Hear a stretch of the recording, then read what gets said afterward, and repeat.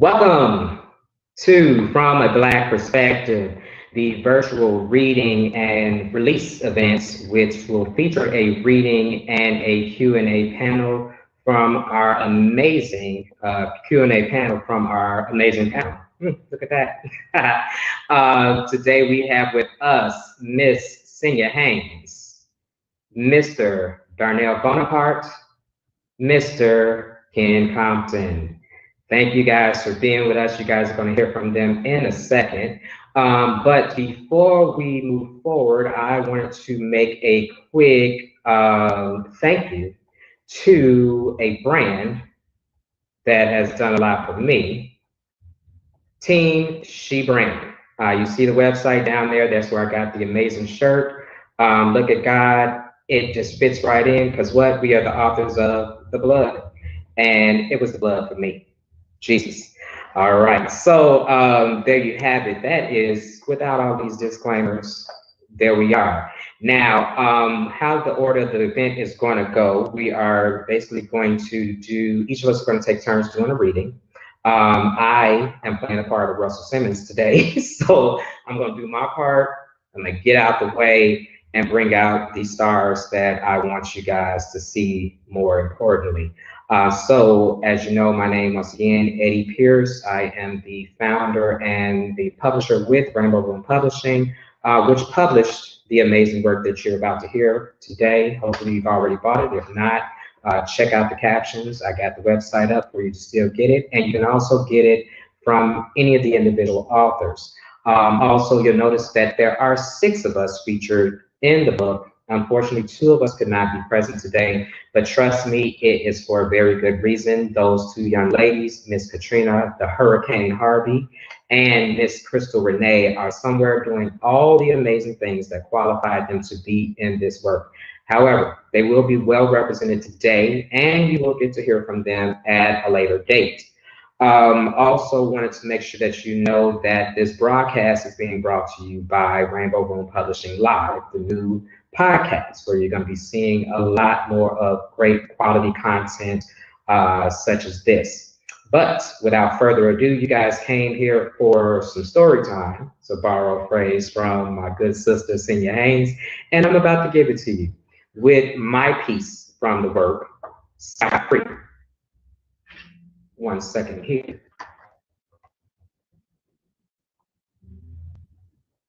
Got it. All right. Scott Free. So the thing to know about this is that it's a piece that I wrote some time ago. Honestly, I got the timestamp somewhere else. I don't have it here, but this was inspired by a time when we did not have cell phones. So please know that. So I want you to pay attention to the time markers that you hear. And the other thing to know is that for anyone that's a fan of anything Quentin Tarantino, much like myself, great example, Pulp Fiction. Much like the title of the book, actually, it's a story that plays with perspective. So it doesn't go in what we call a linear fashion from beginning to end. It bounces around a little bit. So I'll be sure to remind you of where these scenes change. So without any other interruptions, any other disclaimers, Scott Free. You see, officer, Fred stammers through the partition separating him from the back of Officer O'Brien's ash white hair. What had happened was, oh God, sighs O'Brien, deliberately rolling his eyes toward the squad car's dashboard radio. Here we go again. The radio's clock reads 3:45 a.m. Catch it. Me and my girl had just had a fight. Really? Says O'Brien, forcing his naturally deep baritone voice up an octave while taking a glance in the rearview mirror at the young suspect. Yeah, man, I mean, sir, she was tripping over some old silly shit, shouting, cursing, and throwing shit. Well, that could explain her ransacked apartment. So what did you do then? I know what you're thinking, but I don't hit no females. I ain't nobody's punk. Sounds like you got really angry, son. Where did you go? Angry? Shit! Red shouts, leaning into the partition, his pecan face now matching his name. I was on 10. I grabbed my shit, hit up my boys, and rode out to the titty bar for some drinks and shit. That's where I was coming from when you picked me up. And what time was that again? Man, I don't know, about midnight, but I wasn't even nowhere near nobody's bank the whole night. Didn't you say that your girlfriend works at the credit union? Yes, sir. She's been working there for years before we hooked up last year. So, have you been to her job before? Yeah, but I ain't trying to mess up her gig. Well, you better hope your missing girlfriend turns up safe and sound soon so that she can help establish your alibi. Between your prior offenses, the camera footage, and your prints on the keys, it is not looking too good for you. Switch scene. 10 till 6, thinks Trina, reading the clock at the bank teller's terminal. Time to make a move. She glances with a smirk over to Charlie, the 60-some-odd-old year-old security guard seated by the front door, which displays the hours of operation. Monday through Friday, 8 a.m. to 5 p.m. Saturday, 8 a.m. to 12 p.m. Sunday, closed. Out like a light as usual. He's about as useful as these temperamental security cameras and the alarm system. The downtown branch doesn't have these issues, just us in these more urban areas. Following a slightly modified version of routine closing she developed over her past 5 years as a manager of the credit union, Trina pulls her deposit drawer with one hand while stooping down to grab the two small black trash bags from beneath her desk. She goes into the safe to count out the afternoon deposits. Upon exiting, she secures the door with a reverberating slam loud enough to serve as Charlie's evening wake-up call. You calling in the night, sweetheart? Shouts Charlie from his seat near the front door. Yeah, Charlie, Trina replies, suppressing an accomplished giggle. She walks halfway to the front. I'm headed out back with the trash, she says, triumphantly raising a bag for him to see. Should I lock up the rear door as usual? Thanks, sweetheart, Charlie replies with a wave and a yawn. I'll be up to check it in a minute. No problem. Night. Same to you, sweetheart. Trina leaves from the rear, closing the door behind her. Switch scenes. Attention all units, blares the dispatcher's voice, filling the air of O'Brien's squad car. We have a report of a robbery from North Shore Credit Union, estimated time 12:30 a.m.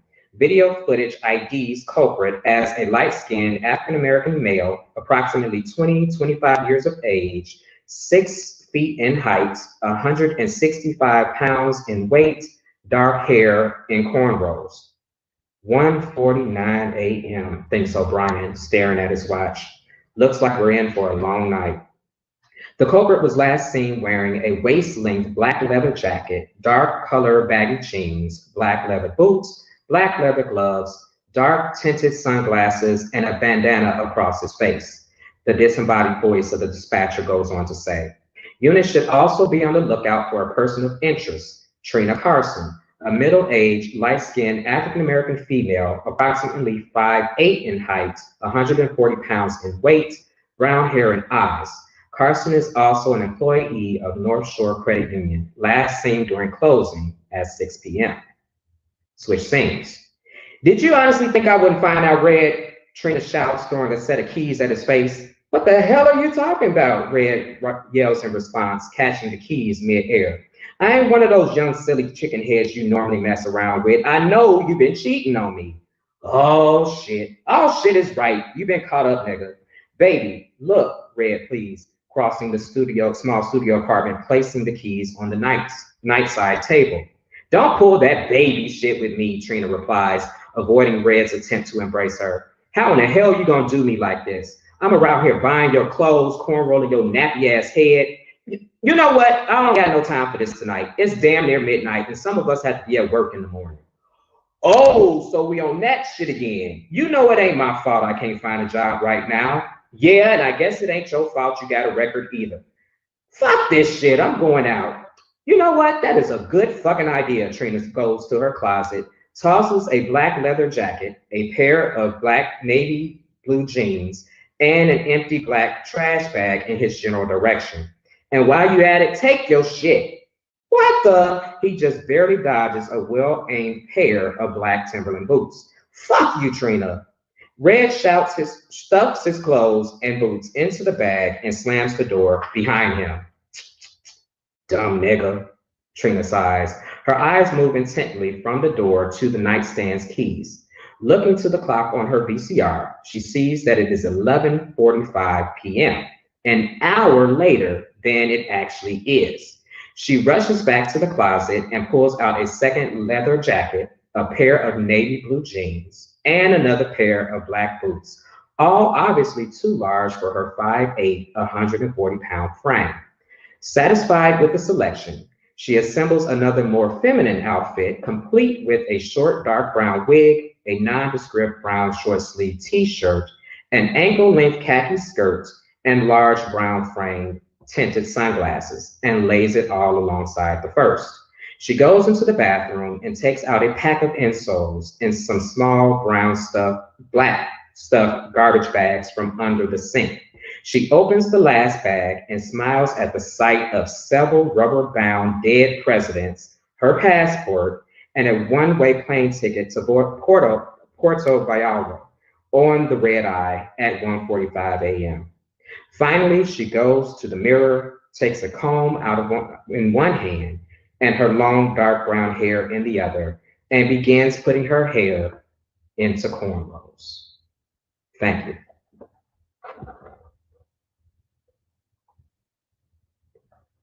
And so there you have it. That's my piece. Thanks, guys. It's actually the very first piece in the book. Now, to keep everything going right along, I am going to bring to you my good friend, my good sister, my fellow co-publisher nowadays, Miss Cynthia Haynes, with her piece.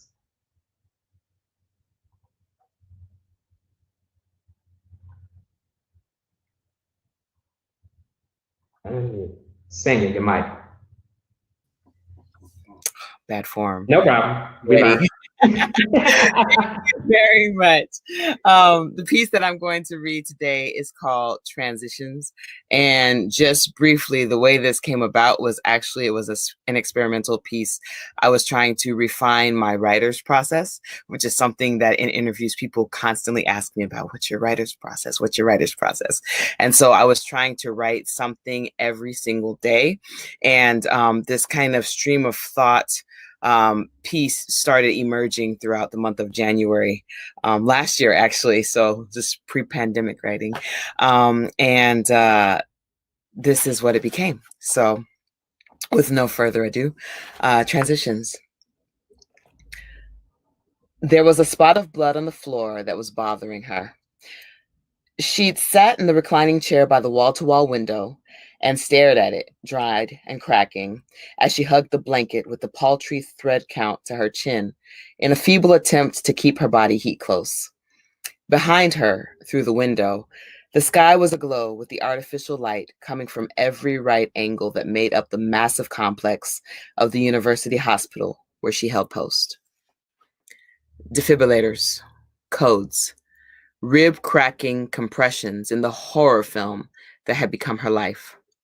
To think that the events of just a few days before didn't foretell this moment would be possible, that the soothing calm of a storm past would envelop her. Joyce now had the privilege to have little in life to bother her at the moment, but a slight chill and an irksome spot of blood that she would neither clean up herself nor call in housekeeping or a nurse to do. Her aunt, the complete apple of her eye, lay sleeping angelically in the bed next to the spot, oblivious to all but what Joyce hoped were sweet dreams. No longer was she intubated, and during her most recent waking hours, she had no recollection of the death and resuscitation her niece had witnessed that was, in fact, her very own.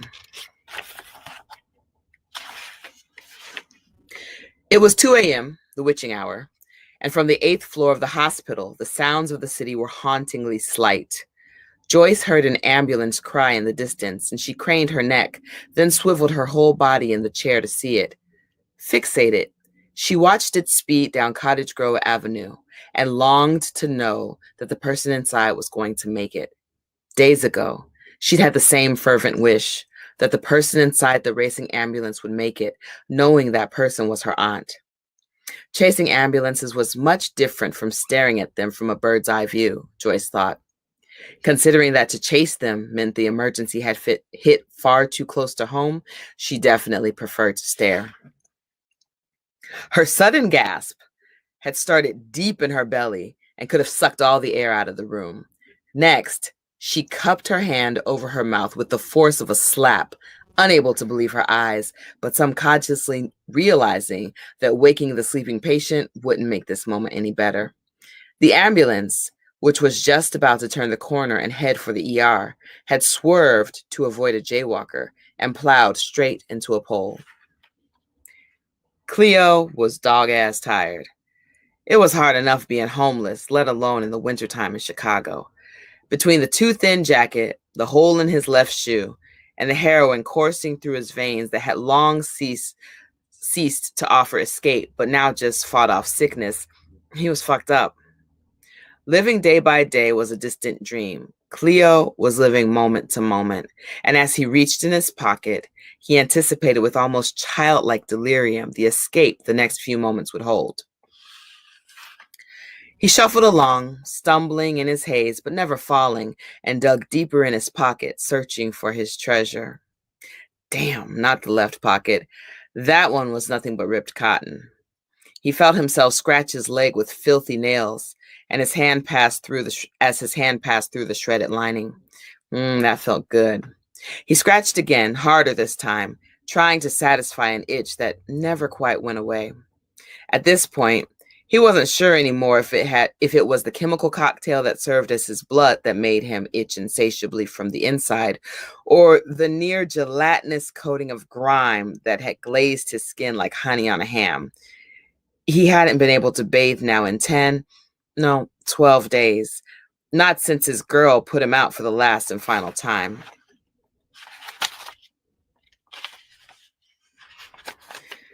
Goddamn, he thought. She'd been mad as a bag of bees when she came home to the scene he'd hardly been aware he had set for her.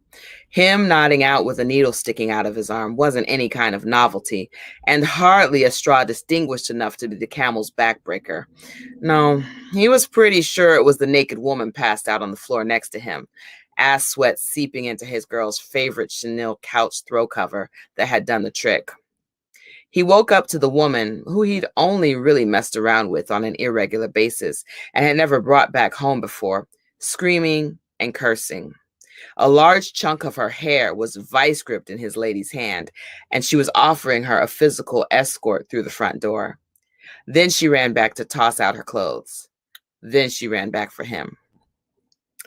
In an undignified encounter of fed up meeting lost cause, Cleo didn't reach full consciousness until he was walking firmly in the end result, down the street, 5 blocks from his former home of the last 3 years, with 2 black eyes and nothing but the clothes on his back. It was time for another hit. But that seemed forever ago, and now, as he scratched his left leg nearly to the white meat, he could faintly hear the wail of an ambulance coming closer. There wasn't a soul in sight, and at this hour, traffic was equally as sparse. He'd been shuffling along, seemingly outside of time, down dark sidewalks, in alleys, across the park, and wide intersections, all with an equal lack of general regard for anything further than his one foot after the other. He now fished for his treasure again, this time in his right pocket, where he stored his loose change. He found it there, right where he had left it. It was a moment of delight he'd been saving for the right time to maximize its effort. And since he was now walking down the streets that snaked through the university hospital complex, there was plenty of light and safety. "I ain't never," he said aloud as he unfolded the picture he'd been saving since he'd found it in a garbage can sometime around dusk. It had been nestled in a heartbreak time capsule, but because Cleo couldn't eat, drink, sell, spend, or shoot up the contents surrounding it, he'd hardly noticed. As he'd sifted through the broken bottle of perfume, the love letters ripped in half, the positive pregnancy test, and the red lace panties that hadn't been hers, he'd hardly blinked twice. But when he'd come across that photo, the only one that wasn't shredded but simply crumbled up, his enchantment was swift and complete. Heroin was his escape of chemical need at this point, but his true escape of choice had always been the delicious daydream. As he stepped off the curb, he didn't notice the little red walking man blinking on and off because he didn't bother to look up, nor did he hear the ambulance siren that had been steadily growing closer until it was a screaming alarm because he didn't bother to listen.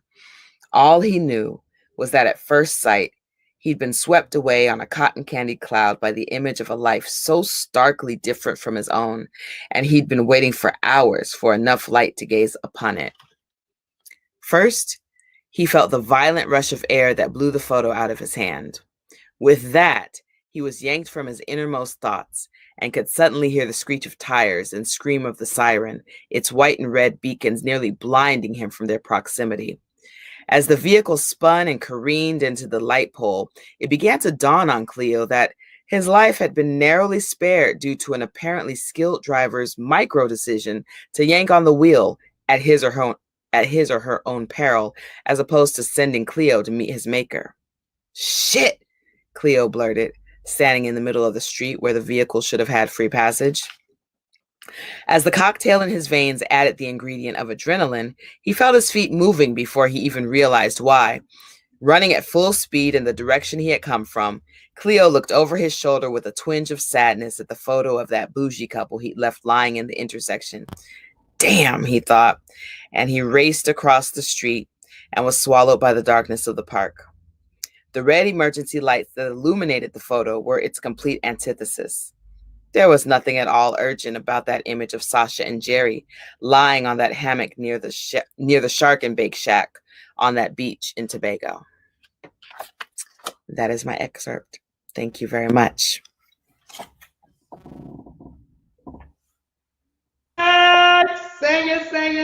Sang it. Yes. Girl, you did it. And I'm gonna put it out there real quick. That mic issue was not her. I saw it at the last minute that it wasn't up, and I went to click it. She probably clicked it, and I clicked her off. So I want y'all to know that that is not her professionalism. That was me. But Sanya, thank you. I've been telling people for the longest. Everybody knows Sanya for amazing children's literature. And Sanya, baby, she does it all. Sanya does it all. She does it all. So that's just a sample of some of the other things she does outside of Jayless Johnson. You're going to hear some more about Jayless Johnson very, very soon. But to keep the ball rolling, we are going to bring up now Mr. Donnell Bonaparte.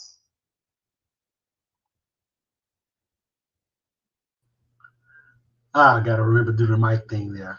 Well, thanks so much for having me and for including me in this wonderful volume. It's not something that I saw in my future. So when it came to me, I couldn't help but, how can I say no? So thanks for allowing me to be part of this. Several times in his life, a man has to take what he has been taught and join it with what he has learned through experience. And if he's lucky, he'll achieve a synthesis, a composite of life lessons that he can draw from and utilize. My story, Synthesis, which is part of a larger work, Walking to Jupiter, tells of one such moment in a man's life. And I'm just going to jump right in. When Zeke was 5, Hezekiah, his father, removed the training wheels from his bike. The boy rode around the block once, then promptly tumbled from it onto the sidewalk. With skinned knees, he scampered up to their apartment above the cafe they owned. His mother, Odessa, perched the sniffling boy on the toilet seat and applied peroxide with cotton balls. Her sweet humming filled the room as she gently cleaned his scrapes. They were there only a minute before his father came home from work for lunch. He squeezed into the bathroom and stood over mother and son. Without a second thought, he reached over his wife's head and handed a few toilet paper squares to the boy. "Dry your eyes. Be a man," he said. "You'll live." "Now, Hezzy, he just fell off his bike." Yeah. Stern yet caring eyes met Zeke's. but you won't get the hang of riding that bike if you stop trying. So Zeke wiped his watery eyes. A few years later, at 8 years old, Zeke sat before an open math book on the dining table. I'm so stupid, I'll never get this. Odessa, cocoa face weary, hazel eyes sunken, had completed 2 years of chemo treatments by then. She tightened the scarf around her smooth skull and turned in her chair to face her boy. Don't you ever let me hear you say that again. She closed her eyes for a moment, then opened them, and encouraged Zeke to try the next problem, subtracting fractions with different denominators. Hezekiah trudged through the front door a short time later, having completed the additional errands he'd taken on after his work shift. He took a deep breath, straightened his posture, and strode past the pair into the kitchen. He returned moments after with a refilled prescription for Odessa and a cold root beer for a frustrated Zeke. I know it's hard, he said, squeezing Zeke's shoulder. Zeke peered up at him. I don't want to fail the test on Friday, Daddy. He tried to suppress the misery in his voice. Hezekiah kept his tone steady, refusing to coddle. You'll lick those problems yet, son. Keep at it. And if you fail the test on Friday, then you just better try twice as hard on the next one. Be a man. His mother nodded her agreement. The dimple in her cheek winked at Zeke when he smiled. A year later, the cancer finally claimed her.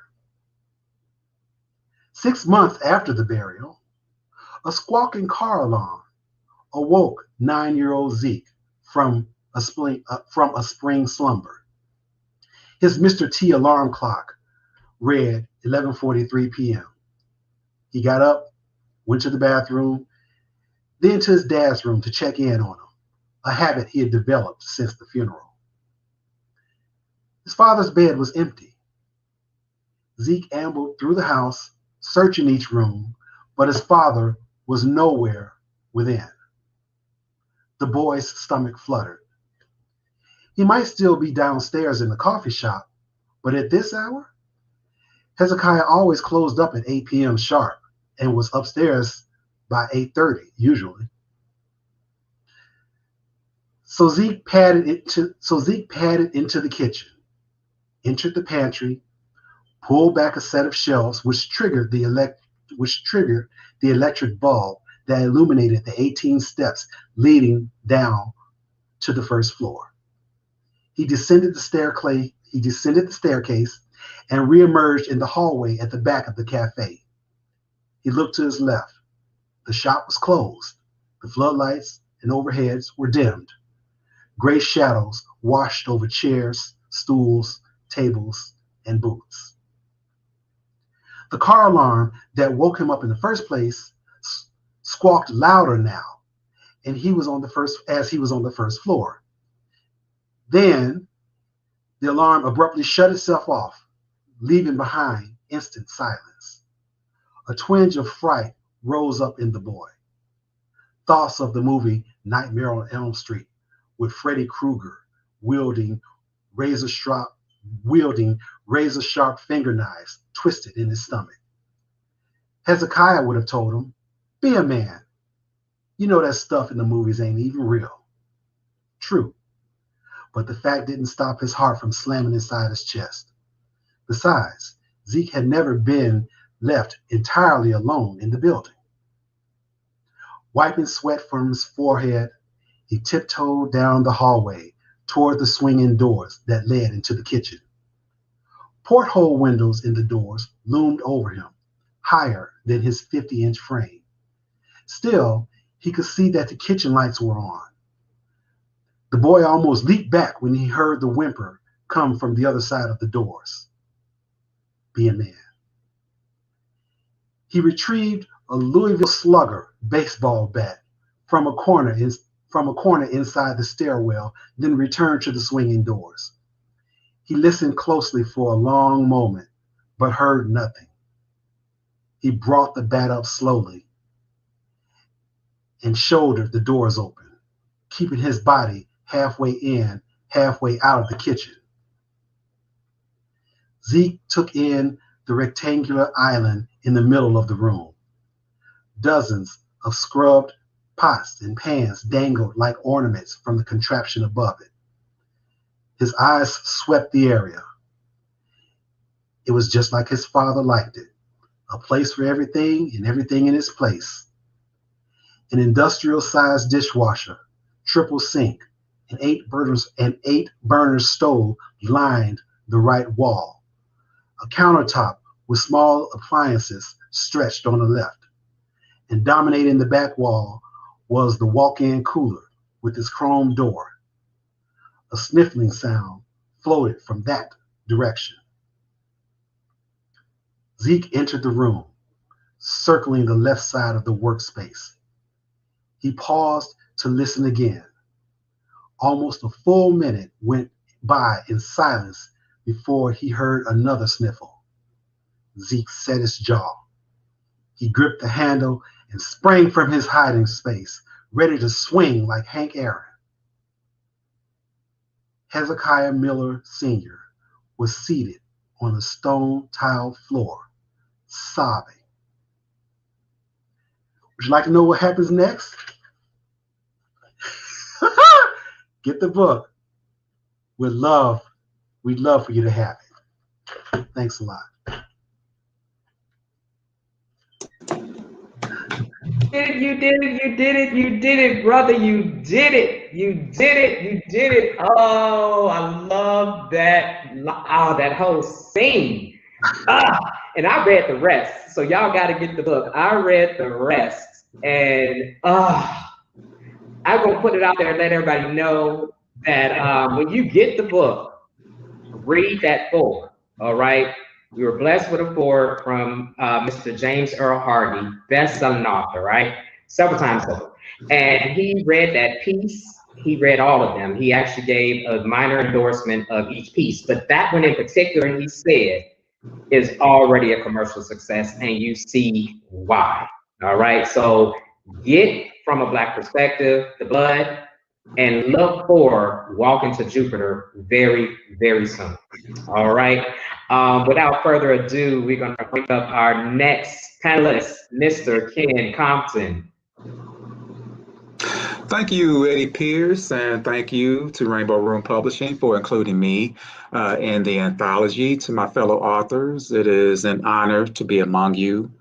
To our viewers, thank you for spending a part of your afternoon with us for the virtual release of From a Black Perspective, The Blood. The story that I have included in the anthology is Graffiti Park. It's a story that I've had for a number of years. In fact, an earlier draft was published previously online. Now, for those who have not read it, it is a story of crime fiction with an element of magic added to it. This afternoon, I will read the opening of the story and introduce the protagonist who was called in to solve the crime. This is Graffiti Park. Her body was pinned to the ground under his girth. Her clothes were torn off. She squirmed against the warm soil, the effort more exhausting than helpful, and cringed as he positioned himself between her thighs. He had threatened to slit her throat if she screamed. What had she learned in self-defense? The practice dummy never attacked, and tucked in the shorts down by her feet, the mace was unreachable. She clenched her teeth to block his slithering tongue, but was capable of nothing else. A beam of sunlight shone through the trees, giving her a lasting glimpse of the devil. White, hair blonde, beard scruffy, eyes brown and beady. She laid her head back and rolled her eyes up to darkness. The pleasure in his face was too awful, and the stench of oysters and whiskey was worthy of vomit. She saw someone. An enormous figure had emerged from the shadows against the trees. He headbutted her and spat. Stupid bitch. Her body went numb. She blacked out. Change scene. Steve Reichert lay spread eagle and partially awake under a single bed sheet. He fumbled for his watch on the nightstand. It was 9:34 a.m. The remnant of bitter scotch intensified his morning breath. Winning Officer of the Year at the previous night's banquet had made it an occasion for more than a Bud Light. Thank God for the rookies who had given him a lift. A few more drinks and he would have been bound to the bed with regret throbbing throughout his cranium. The phone rang. A smack of the speaker button nearly broke the landline. Reichert here. Rise and shine, shitface, said a baritone voice. I need you to come in. On the first day of my vacation, Chief? Really? I got the mayor on my ass over a rape and assault about 3 hours ago. You calling me in for a rape and assault? It happened in Graffiti Park. Steve sat up and reached for a fresh pack of Newport. The first spoken of the day was his favorite. I'm listening. The victim is a 23-year-old Caucasian female, came in through a side gate in the North Sector and got attacked by an unknown. What was she doing at graffiti? An early jogger, new to the city, didn't know about the park's reputation. Steve took a deep drag and kept listening. First responders found a bloody knife on the scene, but no stab wounds on the girl, and no blood trail in sight either. The dogs picked up a scent from a bloody knife at the scene, but the search came up empty. How are we looking on forensics? The prints on the knife were no good for a match, and 72 hours is the latest for a full serology. This isn't a lot to start with, Chief. You solved more with less, Chilombo. Steve Reichert's case-solving ability had earned him that nickname. Although he preferred the lead detective title, he was less intuitive than Sherlock Holmes, but more empirical than Columbo, at least according to his own assessment. All right, I'll be there as soon as I can. There's one more thing, Steve. The girl saw somebody before blacking out, and we suspect this person contacted dispatch. You suspect? What about the call trace? Silence lingered before the chief spoke again. There was no call trace. Wait. Steve threw his legs over the bedside. How was dispatch contacted? They weren't notified by phone or by anyone in person. Apparently, some strange audio announcement resonated in the dispatch office and said a rape victim would be found in the North Sector's undergrowth. They thought it was a joke, but sent patrol to the area to follow protocol, and sure enough, the girl was there. I don't understand it fully, which is another reason why I need you to get this thing done ASAP. The scar on Steve's lower leg ignited with an itch. Steve, you there? I'm here. Another moment of silence while he scratched. A thought solidified into relief. Hey, Chief. He leaned toward the speakerphone. What did this voice sound like? I'm told it was an elderly woman with an Irish accent. Holy shit, it can't be, he thought. Okay, I need to see the crime scene for myself. Why so sudden? You have a lead on this woman's identity? Not at all, just trusting my instincts, Steve said with guilt and lying.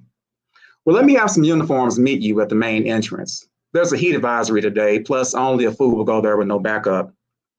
They'll only distract me. If you want the best outcome, let me do it my way. The chief sighed. Crime scene cordon off the area by the runner's trail. Watch yourself and call in anything you find right away. I owe you one for this. I'm on it. You owe me more than one, Chief.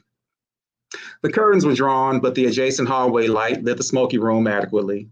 Steve looked down the hall at Bane, his Doberman, who was still asleep on the doggy bed. He paced in the bedroom, searching for logic in the impossible and thumping ashes in an empty pickle jar with each pass around the king-size sleigh bed. An elderly woman with an Irish accent, he thought. She must be 300 years old by now. Steve lifted his leg onto an ottoman. The scar had not bothered him since that night years ago. Why now? He bit his lower lip and glanced at the desk where he kept the 5x7 portrait of himself as a 6-year-old standing in front of his parents whose faces he had cut out. Meanwhile, the day's best smoke was burning away. One deep drag, and he dismissed all questions. And that, ladies and gentlemen, is the opening and the introduction to the protagonist of Graffiti Park. Thank you. I'm gonna put it out there, blue fire, brother, blue fire, all day, all day. I know. Man, look, you didn't get to see the comments necessarily, but we already got our good sister Yvonne Winbush asking, when is the rest of that story coming out? And I'll put it out there that it's we looking for it in December of 2021. This brother is writing, he is working, he is revising. He is getting it done. Make sure y'all see these comments, man, because the family is coming through. Thank you guys so much. Man, so much to say about that piece. I've heard more about it. I can't wait to see the bag lady. That's all I'm gonna say. Y'all need to get to this story just for the bag lady. For real, for real, for real. But that's an awesome transition, talking about an amazing man of Phi Beta Sigma, myself being one. And this shirt you may have noticed that I swapped into doing a good old Diana Ross wardrobe change from back in the day.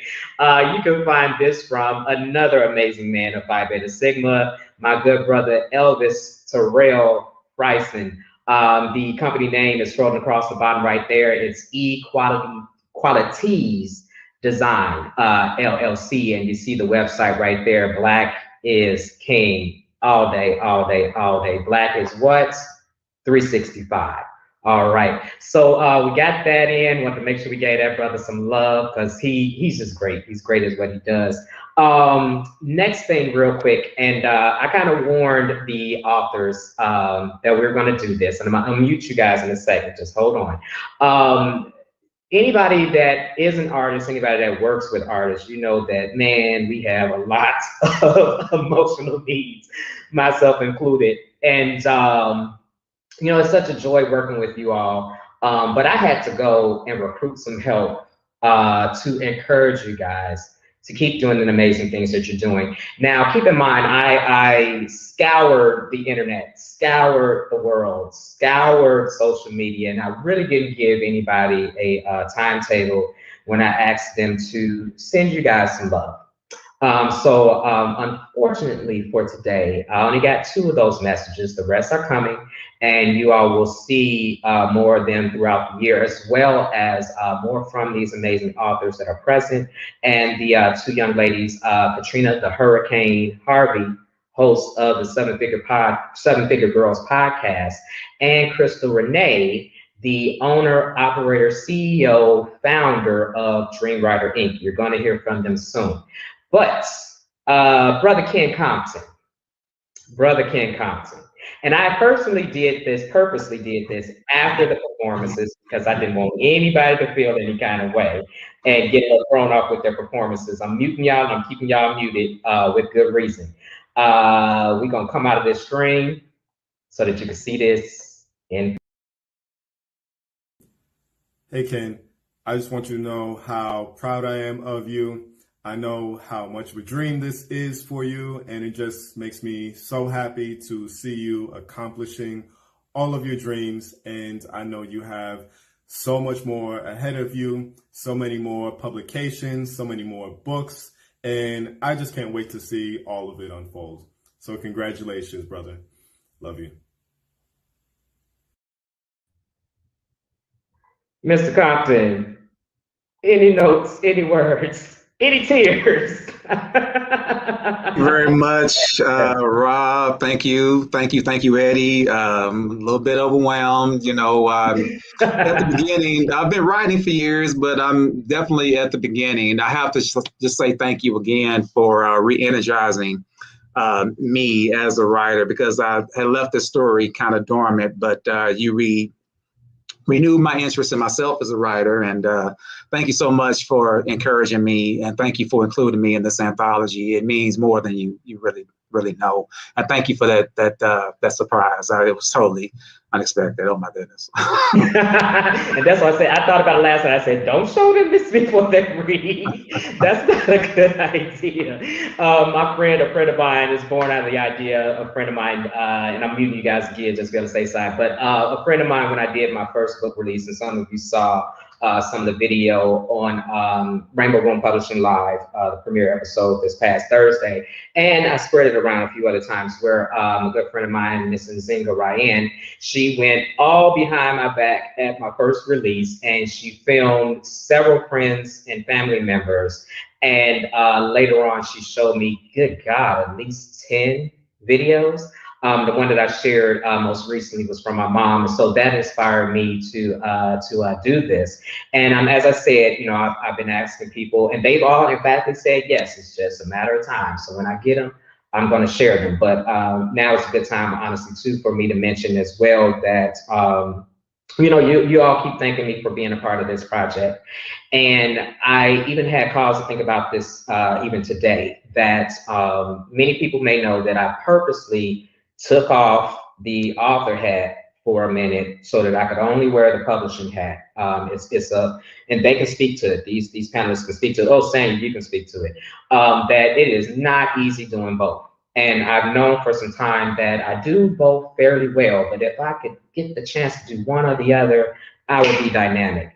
And so what you guys did for me in this project, honestly, was it gave me a little bit of time to be the author, to be the artist, okay? Because I think you can all relate that this is an outlet that we need. And so it was an opportunity in the midst of all of the busyness for me to turn my attention back to my writing. And you see how short that piece was. That was my piece in its entirety. There is no novel coming, although I do want to know where Miss Trina, how she got, in my head, Miss Trina got to Puerto Vallarta, and then she bounced from there like the next day. She's going to keep it moving. Y'all ain't going to catch her. But it's already in my head that we're going to bring the story up to date, where there will be cell phones and Red is going to come back with a vengeance. So, but no, this was an opportunity, even in the midst of everything else that you guys saw me doing, to be an author. And there's no way that this project, my time as an author in this season, would have happened without you all. So please know that I infinitely thank you and love you guys. So we got one more of those, and like I said, I'm working on them, and it was so hard trying to get them behind y'all back. You have no idea, but it's been fun. So we got one more. This one goes out to Mr. Darnell Bonaparte. Are you ready? I love this. I feel like Diane Sawyer, or was it Barbara Walters, that always had people crying on camera. Donnell, welcome to the Literary Brotherhood. Congrats on the world finally getting a sneak peek at your baby, Walking to Jupiter. I know it's been a long time coming, and it's only the beginning. Hat tip and salute to you.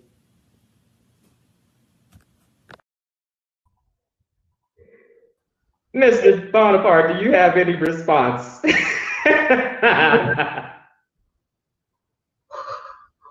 What the hell? You confirmed for me not to show it to you before you read.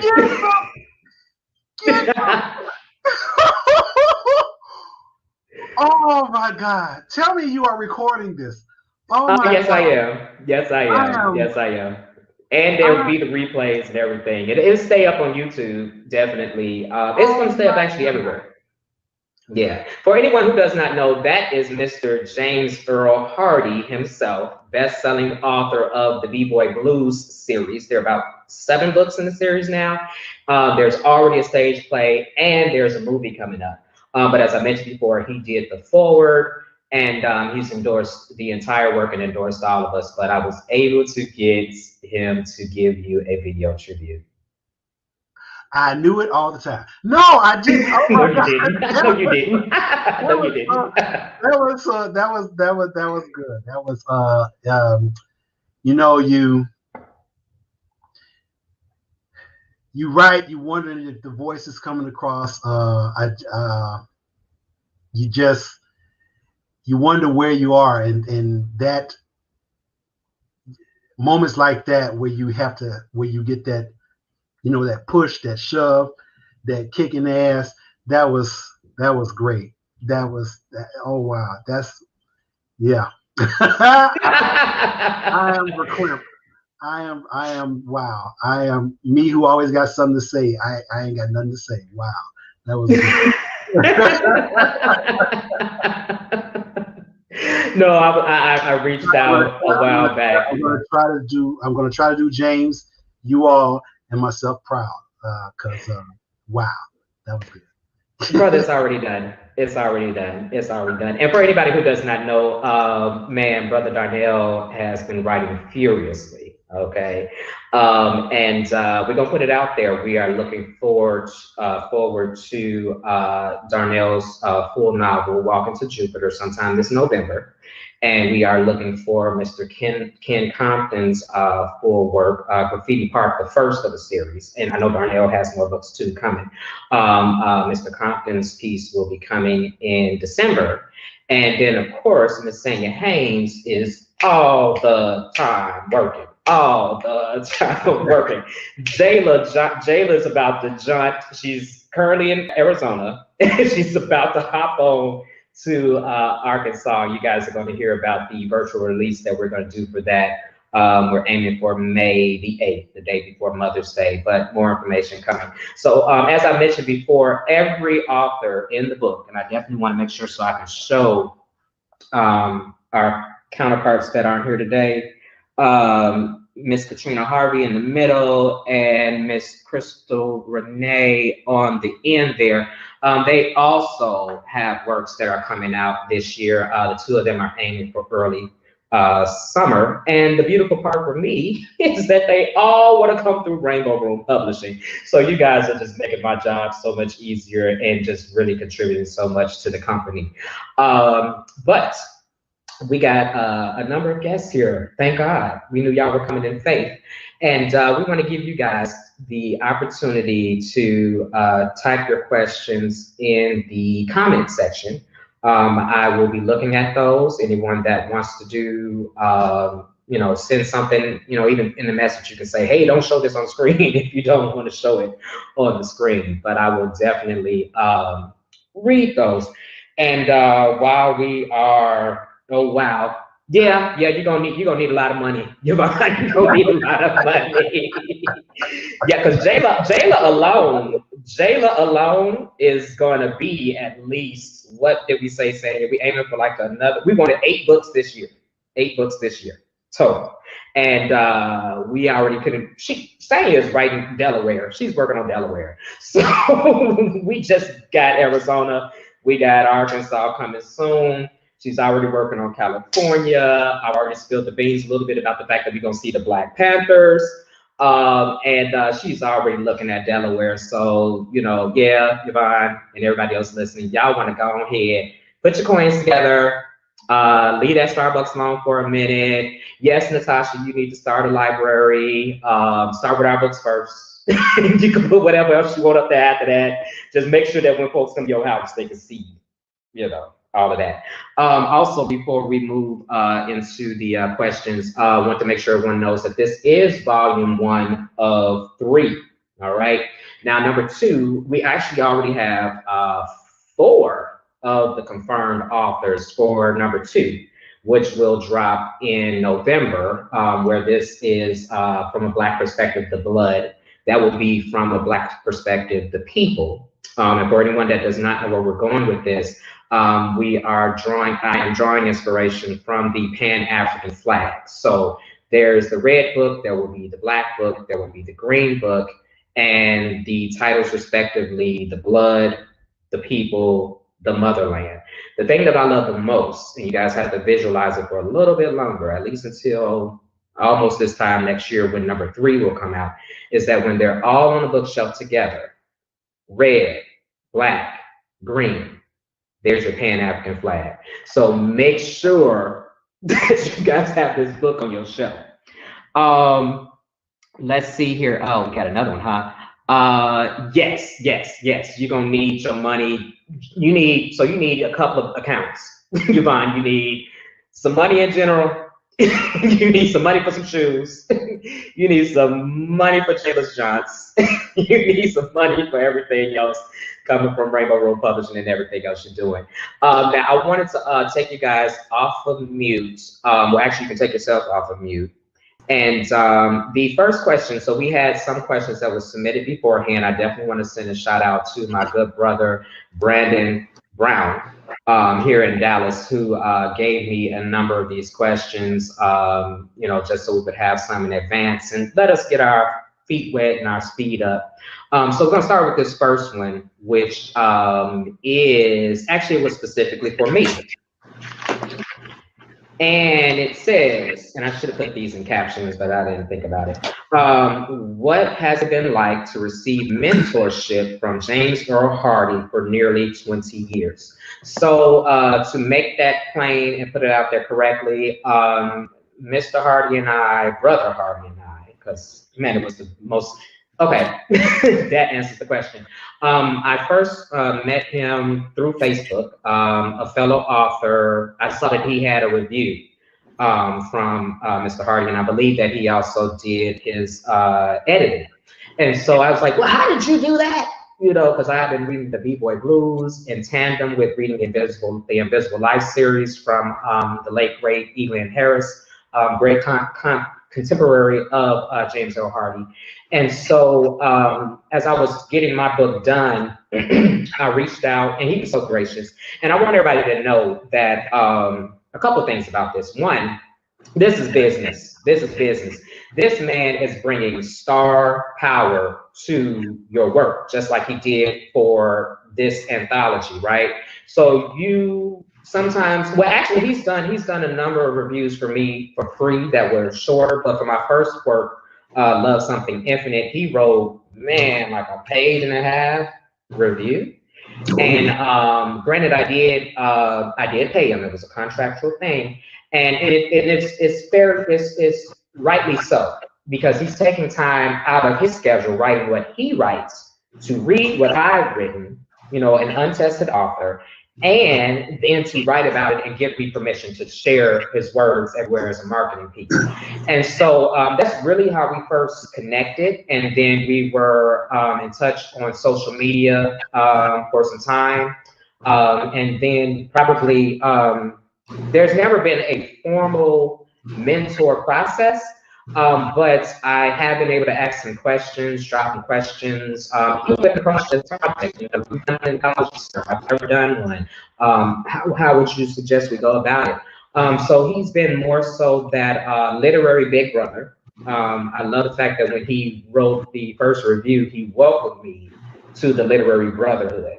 So, you know, it was my opportunity to do the same here for our brothers and sisters that haven't been published yet. And even though Sing has been published several times, it's awesome to see her break out and have an opportunity where she didn't have to do so much to show us the variety in which she can write. And we already talked about some other great things. Hint, hint, hint, Snow in her afro. Girl, we doing it. I got a question about it not too long ago in an interview, but our good friend Michelle Brown.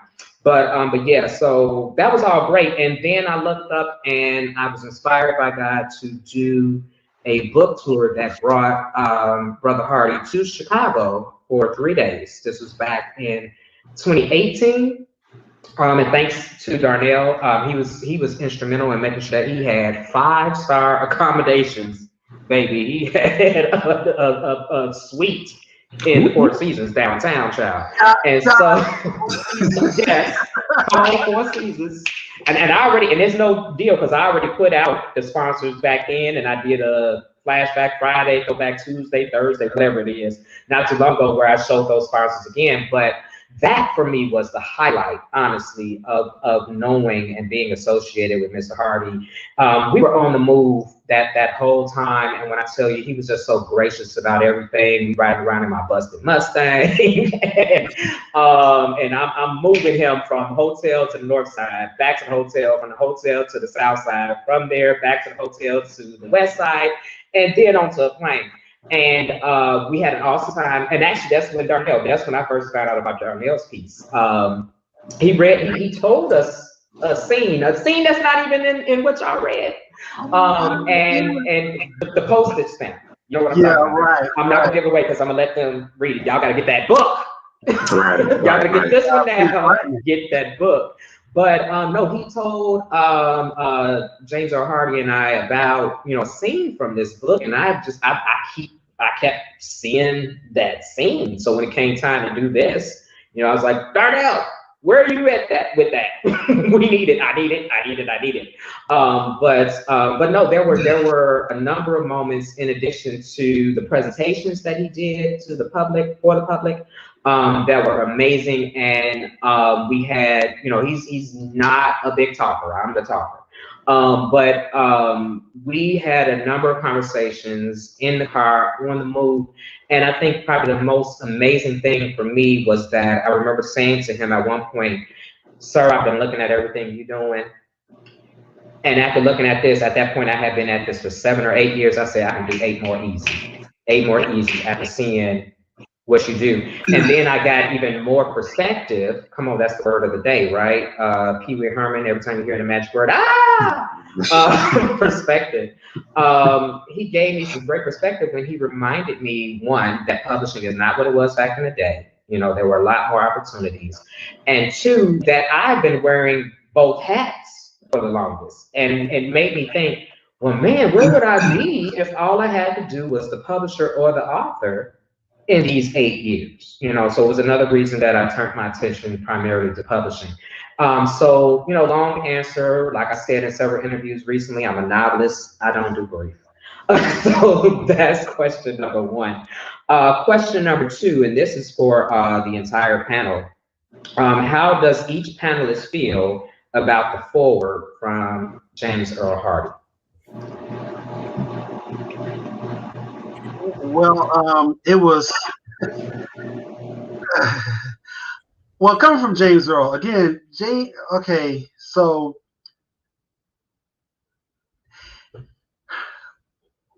I don't know how important James Earl is to the rest of the world, but he's very important to me and to all of us, I think. But he was the one back in the, you know, it's like, I'm talking like James Baldwin, Larry Duplichan, Elian Harris, James Earl Hardy. You know, that's the echelon that he belongs on up there, because it was the first time that, you know, James Baldwin was the first time that I saw a Black gay man do, you know, this story. Larry Duplichan was the first time I saw a Black gay man, you know, in the print, not really feeling guilty about his sexuality. Elian Harris was the first time that I saw a Black gay man on the page where the story was not about coming out. And James Earl Hardy was the first time that I saw a Black gay man not giving a fuck about being Black or gay, and he did what he did. And the story was about how he, you know, found love. And I have a personal connection to each of those authors and each of those works. So to get an endorsement from him, it felt like a welcome into a fraternity, even though I'm not fully into the fraternity yet because I haven't finished the book. But it felt so affirming. And like I said before, it pushes you to go on, because writing lots of times is something that hangs in the background and it's not going to get itself done. You have to get up and you have to do it. And some days it's easy, but Lord have mercy, some days it is not. And on those days when it is not, I think of James Earl saying, when you're going to get the book done, you have to get this done. I think of his endorsement because I don't want to make him out to be a liar, and I don't want to sit on this. It's like a baby waiting to be birthed. And James Earl and Larry and James Baldwin, rest in peace, and Elian Harris, rest in peace, are midwives to me, trying to birth this baby. So that's how I feel about it. Man, if I could tag in real quick, two things. I'm going to respectfully correct you, brother. You already in. You're already in. It's the same thing, honestly, I told one of the authors for the next book. We got to get off this thing of being published. We got to get off this thing of being published. You are a writer, okay? You are a writer. A writer does what? They write, okay? You're in. You're in. Done. Anybody else want to tackle that one? I'm sorry, I muted while Darnell was speaking.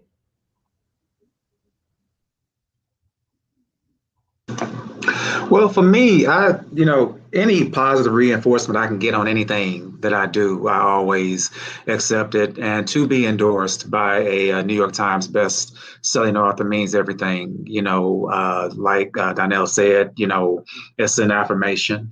I appreciated everything that he said, not only about my piece, but about everybody's piece. And it is a definite motivator to keep going. And if writing is something that you are meant to do, I always tell people, not just with writing, but with anything, no devil in hell and no man on earth can prevent it.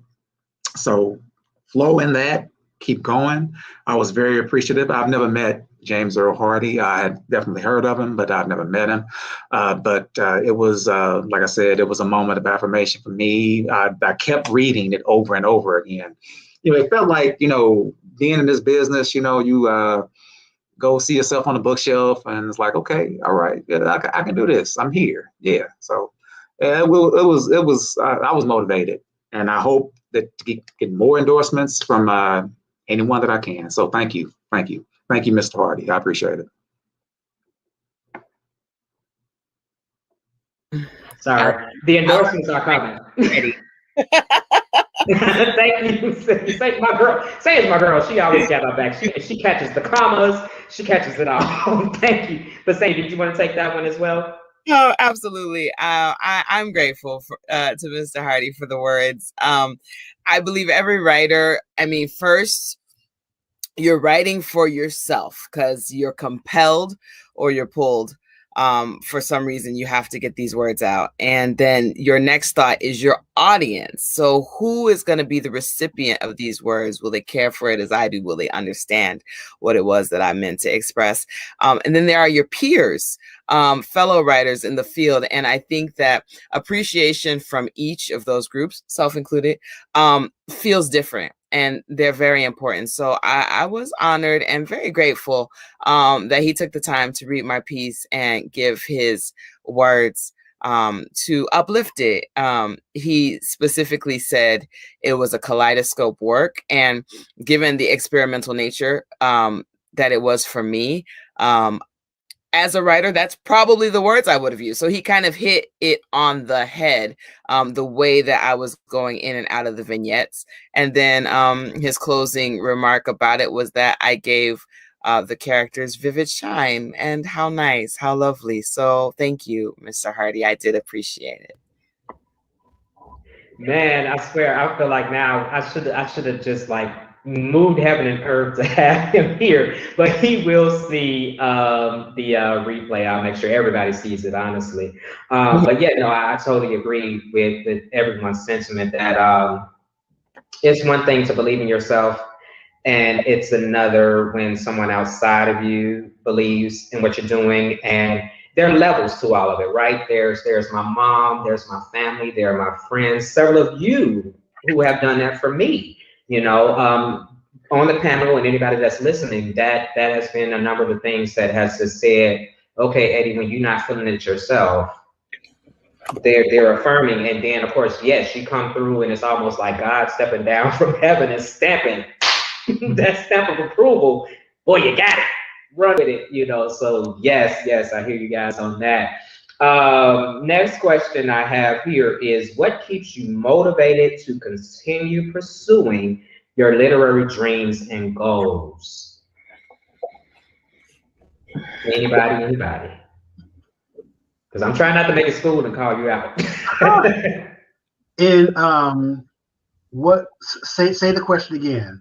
What keeps you motivated to continue pursuing your literary dreams and goals?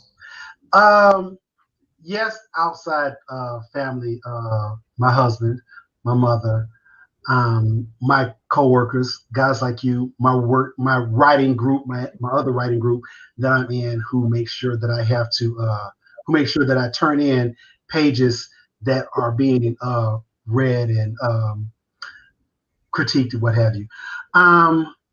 The main thing that keeps me motivated and keeps me going, believe it or not, are Truman and Zeke and Mr. Sangster and Geneva, who are all characters in Walking to Jupiter. They're like little voices that will not leave you alone until you get them down. They're like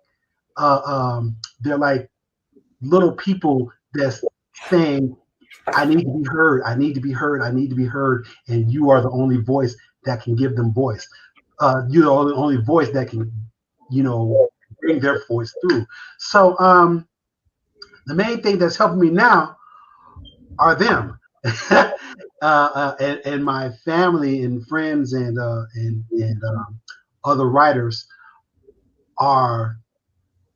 they're pillars for me to lean upon when Zeke and Truman and everybody drives me crazy.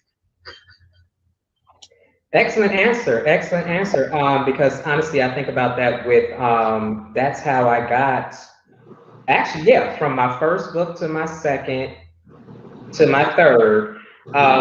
For me, it was more so a thing of curiosity about some of the characters. I found myself wanting to know who they were. And similar to what you said, and I've said this on interviews several times, I am not crazy, don't put me in a straitjacket, but it is almost a thing of hearing this voice that is just screaming to get out. Nothing else in life works until I get that voice out, So I totally agree with that. Anybody else want to hit on that one? We got a couple that, For me, the same thing that you both just said. If writing is your purpose, it won't go away. It won't. It'll keep eating at you. Like, look, this is what you meant to do. This is your purpose. Sit your butt down. Get at the keyboard. Just start typing away. Even if you suck at it, you can only improve. And that's I've experienced the same thing. Even during the times where I wasn't writing, it just wouldn't go away. I still have this belief in me that this is something that I can do, with something that I can be financially successful at. It won't go away.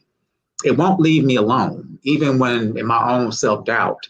It's just there's that voice that keeps, like I said, it just keeps nagging at me, and it really, really will not go away, and it'll never go away until you get it down and get it on paper.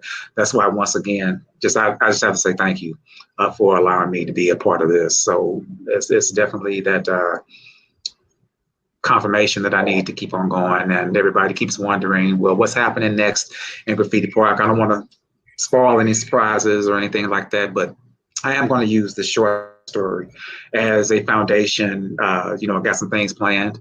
It's a foundation for the book series that's coming, so a lot more to come. So, but like I said, all this time, even when I wasn't writing, it didn't go away. It didn't leave me alone. So. Awesome. Absolutely. So for me, motivation is a plural. It's not singular. So there are several different things that motivate me. It really depends on the project. So for Jayla's Johns, the first thing that motivated me was just I wanted to have some semblance of a relationship with a niece that was absent from my life. But now the motivation is I talk too much, so I got to put my money where my mouth is. I said 50, so I got to keep working, and I'm really motivated to just kind of not look like a fool, right? For other works, the motivation could be just a burning need to express at that moment, and it might or might not be for an audience's eyes.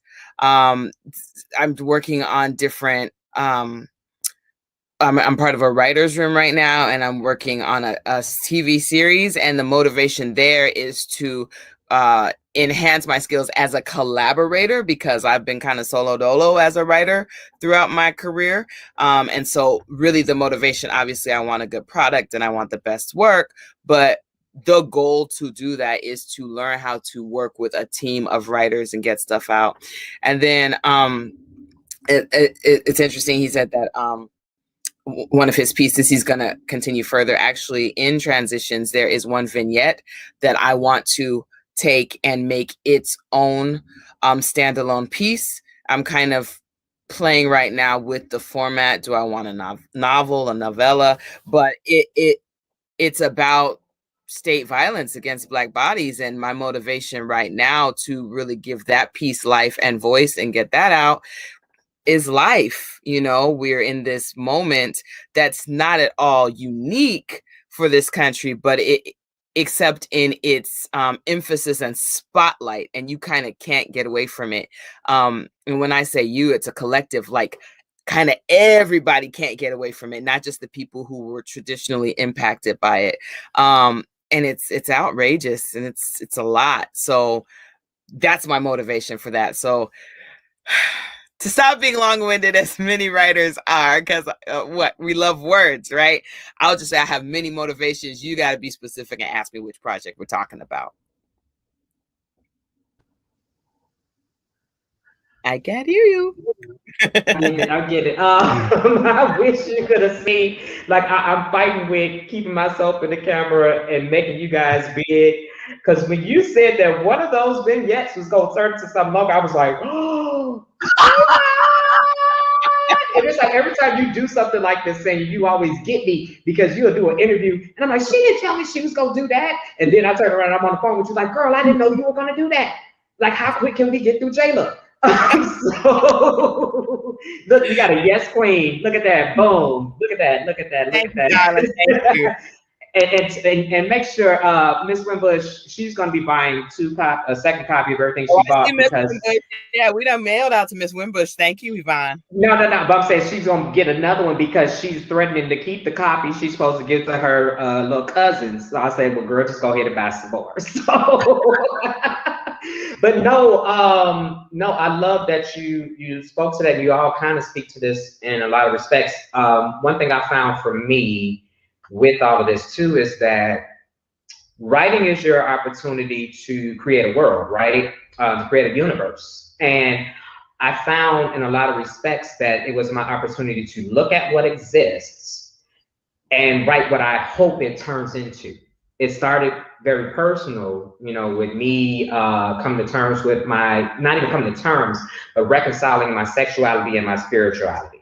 Okay. And so great tangent, you know, for me, even thinking about the idea of motivation. And I've been praised for this a lot. So I'm going to make sure I put this out there just in case someone else needs to hear it. I've always been praised for the fact that a lot of people are like, Eddie, we don't see the separation between your spirituality and your art.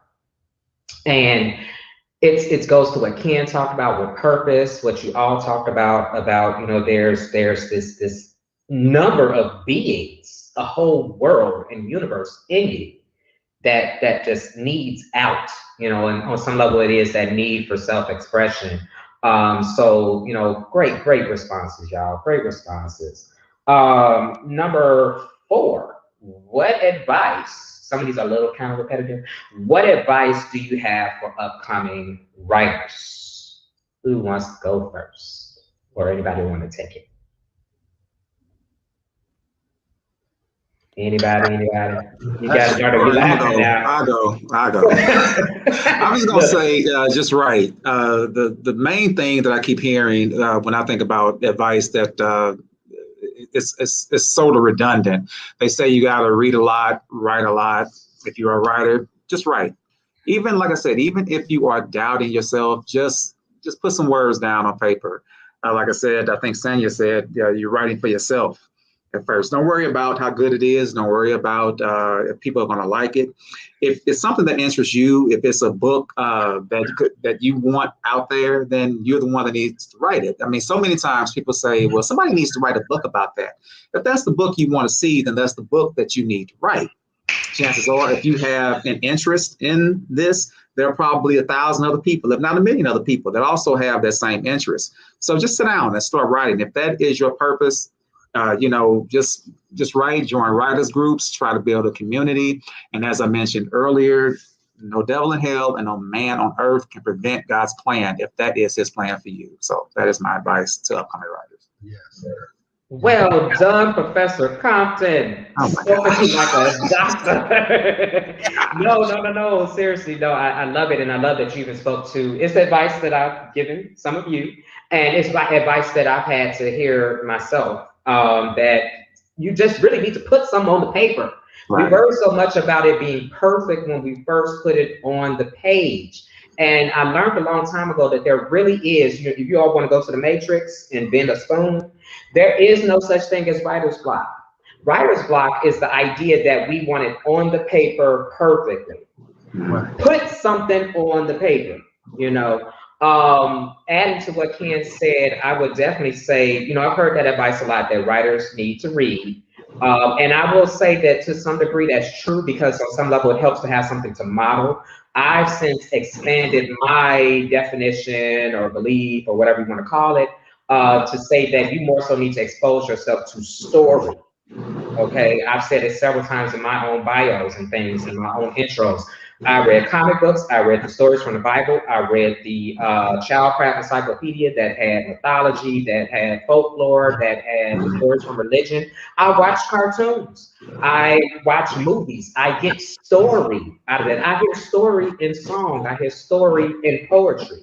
Those things inspire me to write. I've watched episodes back when Scandal was on, and I wasn't the biggest fan, but I'll be watching something that Shonda Rhimes doing that would make me say, you know what, Pierce, you're supposed to be writing. Where's your pen? I would turn that show off, and I would go do what I had to do, you know. But it does come back to what you said, Ken, and I've learned even recently, prayed on this. God gave this to me. That's why this king is perfect. Christ is king. But on several occasions, it was, Eddie, stop BSing. Sit down and write. And when I would finally do it, in a lot of instances, it would just flow out, you know. But we more so here to talk to you guys. Darnell, Senya, did you have anything you want to add? Yeah, and you know, this is a very common question, because you know, you see someone who's doing what you want to do, if you want to ask, how can I be down, basically. And I think that one of the things that I like to say is to forge your own path. Not to mix metaphors, but I'm going to the visual arts world. You don't want to paint your portrait with someone else's brush or pigments, right? You need to, yes, write. Don't worry so much about the perfection or even the end result, right? So there's that. I definitely am a believer that writers need to be readers. But not just readers and consumers of stories in across all genres. I believe that as well, but also live, get experiences, and observe, watch people and human behavior and nature. So I think all those things are critical for up and coming writers. I don't know. I feel like I take issue with the term up and coming. Writers who have not reached their goals yet. I mean, they're writers. It's writers. But anyway, I want to say forge your own path, just because, and don't get me wrong, I've been a mentor for several years to young people. I don't knock mentorship, but I know that often when you are at a point where you are starting out in said endeavor and you want to get to a higher level, you can kind of run yourself crazy thinking about what are the steps, what are other people who were there doing, how did they do it?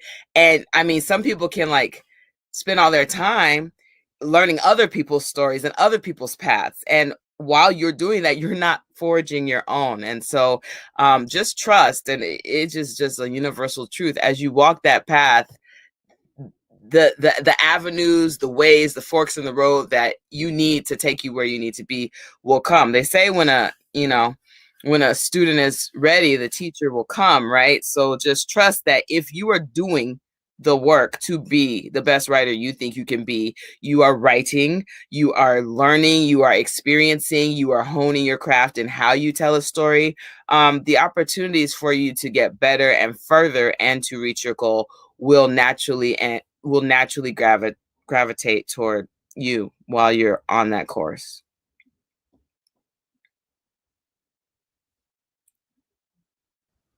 I love that.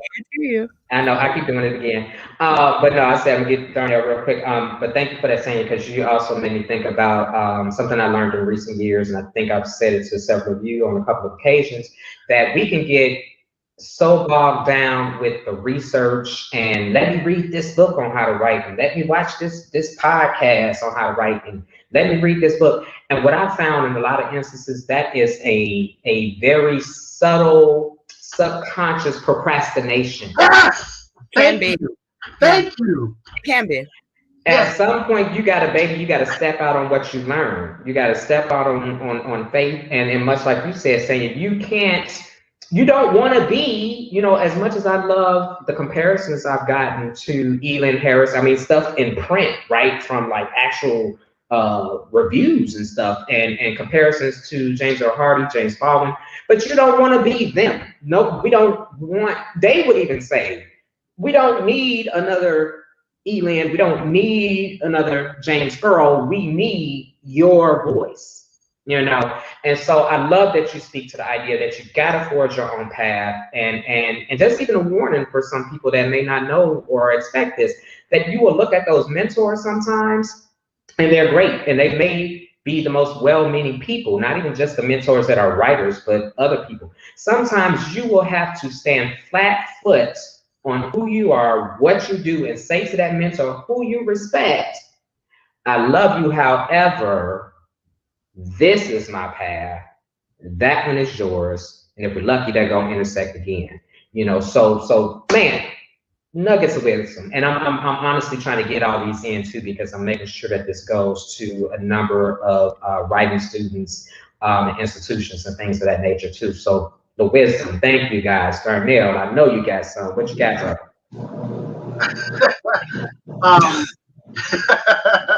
Yeah, I think of everything to say, and then when it comes my turn, everything leaves me pretty much the way he writes. What happens when I write? But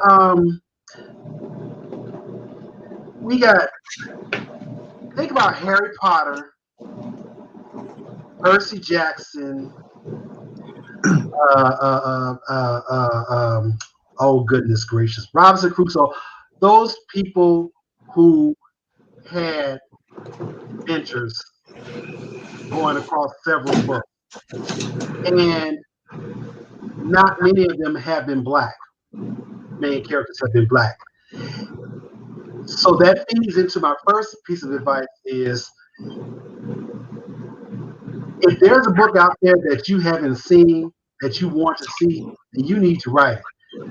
This author by the name of Kwame Mabalia, who did not see a black character in these Harry Potter-like stories, invented one himself. And he got it going on, and he did it, and he took it to the publishers, and he got under somebody else's wing, and he published this book, Tristan Strong. Not endorsing anybody else's book on this format, but brother, you can show us that book one more time, please. Because I love it. I've seen it and I read it. That is a great book. We talk about from a black perspective today. That is our history. That is our quote unquote folklore. That is our quote unquote mythology. Those are our heroes. Before you go to looking for that man in that cape in red, blue, and yellow, come here first.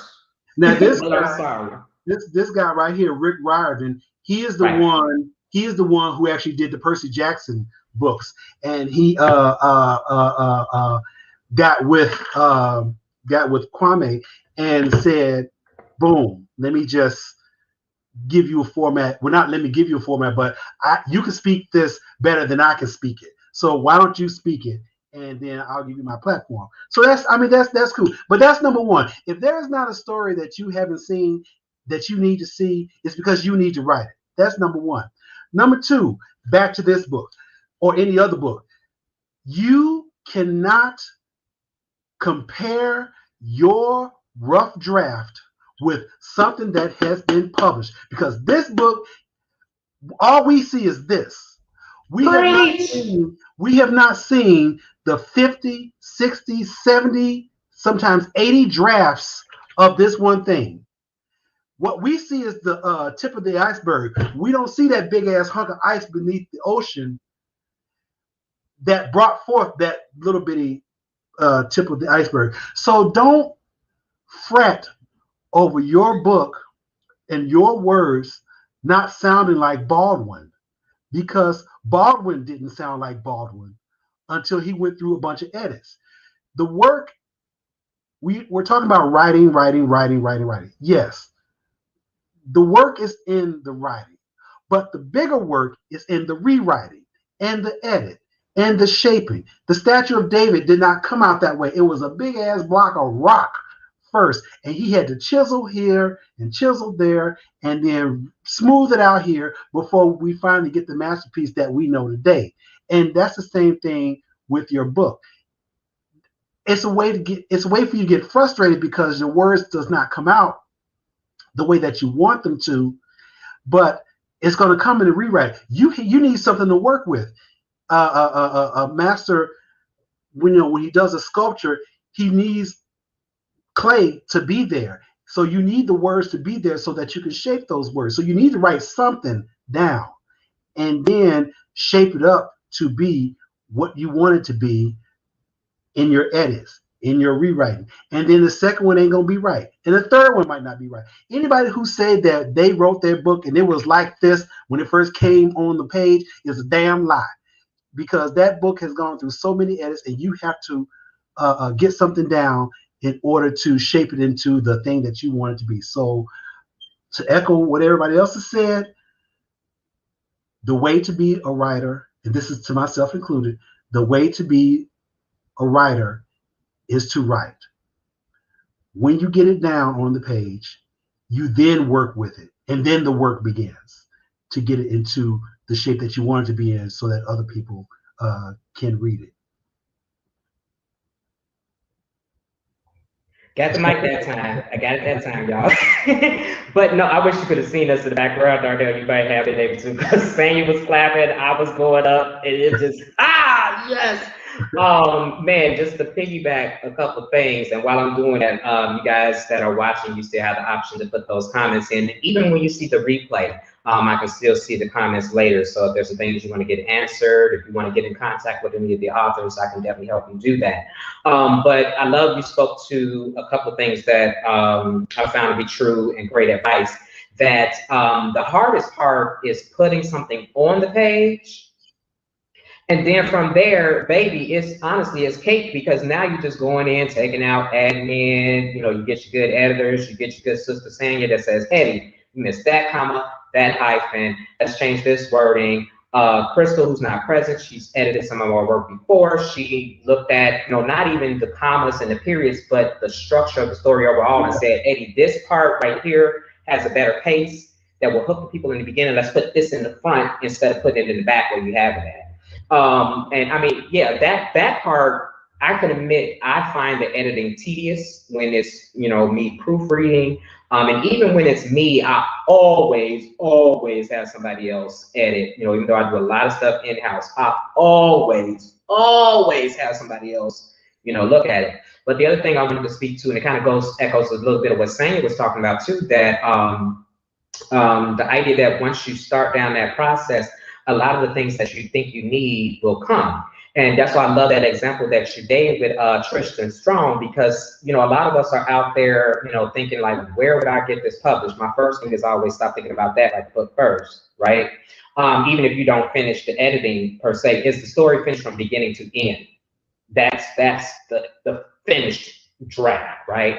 But you never know the outlet, that may come along and say, hey, we can put you right on in here in that case. Or even in the case of what we've been doing together, we've been talking about writing, some of us for years. Ken and I have been talking about writing without aging ourselves 20 years or so. And then we come back and now it's like, Ken, I got a book, I need your writing.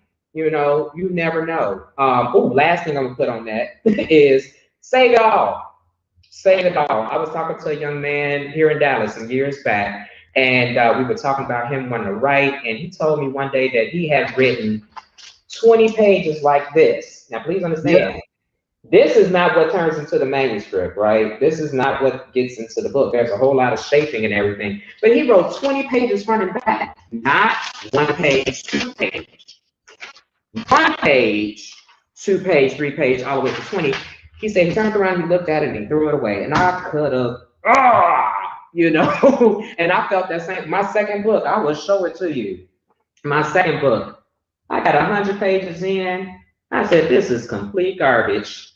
And me and God, I got to always give the testimonies. He came back to me and said, you need to read that again, son. And I read it, and I looked at it, and I said, oh, this is it's actually good. And that's when he told me every word that you put on that paper comes from me. It's good. Okay, of course, we still had to edit and all of that. And oh, I'm sorry, that was the other piece, because Crystal made me think about it, talking about Toni Morrison. You're in great company, all of us, anybody that writes. Once it's printed and all that, you're in great company, because just like Toni Morrison and several of her contemporaries, and I heard her say it, she wrote it. I heard Shonda Rhimes say the same thing. They have written stuff that has made boatloads of money, right? They have made all kinds of awards. And they said that every time they get up to read that piece that they wrote 30 years ago, that's already a proven work, they still want to take a red pen to it. And I'm just saying that to say, you always find something you want to change. And it doesn't necessarily mean you need to change it. So get out of that perfection. Get out of that perfection. Get out of that perfection. You want it good. You want it good. You want the message concise. You know, you want people to be able to understand it. But if you keep going back, because that's another place we get trapped in. We get trapped in the revisions. Yeah. And at some point, you just got to say, "Hey, I gotta trust." You know, thank you, Yvonne, for being here. You're one of the main people I do this with. Every time I do a book, there are 6 or so people. Katrina's one, Crystal's another. I think I did this with Ken. Every time I write something, long before it even is a finished manuscript, I send it to 6 different friends. And I'm not looking for them to edit. I'm more so looking at the common things that they say that they get, don't understand, they like, or whatever. And somewhere in there, that gives me a sense of what may need to change. If 3 people out of 3 say they all don't get something, I'm going back to check it out. If 1 out of 3 is like, but the other 2 get it, I'm less inclined to change it. So, you know, some of it is what you've been talking about, Darnell, and Ken, you've done this thing, you talked about something like this. It's about being in a collective. That's another reason I wanted this project. That's another reason I want to work with you all. Sometimes we need that quote unquote workshopping experience. We need someone else to just look at it, just read it. You know, we always looking for some validation, which is something we got to be mindful of too. But just even that other person that's not even necessarily a writer, but are they an avid reader, like Yvonne? Great example. They know enough to know what, you know, the structure of a story is, you know, kind of thing. And so sometimes you got to stop saying, yeah, you and I are a lot like this. We work in isolation. A lot of writers are, a lot of artists are. We write in isolation, and when we do that and never share it, we never get any inclination that this might be something of value that we can put out there if we don't find it in and of ourselves, you know. But yeah, that's my $19.14. There you go. Let me just share this really quick. We got time, brother. Go ahead. You don't have to put it. But Stephen King talks about this. He had written. He had an idea.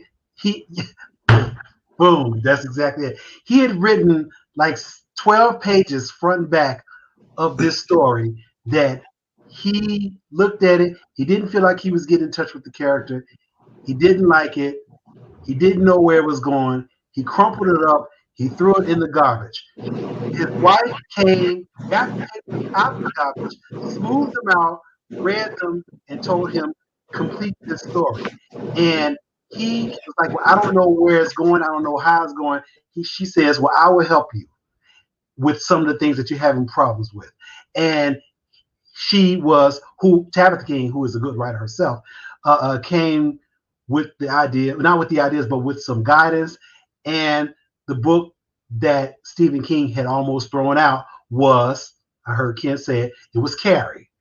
And so you never know. I guess maybe something that you can do is, yes, I'm so much with Cynthia in that, forge your own path, rely on yourself. Yes, absolutely. You have to listen to your voice. Eddie said sometimes you have to go through, you have to diverge paths with the mentor that you love so much. But get you somebody that you can talk to, and also read authors that have done it already, because all this writing that we've done, our stories are unique, but the process is not. You know, you have to look at some of the things that other people have done, and also look at those readers that you like and break it down. What is it that they are doing on the page that speaks to you, and see if you can emulate that. Babies don't know how to talk until they hear other people talking and try to imitate what it is that they hear. So find your author that you like, break it down, see what it is that they are doing on the page, and then try to correlate it with things in your own right. Excellent point. Excellent point.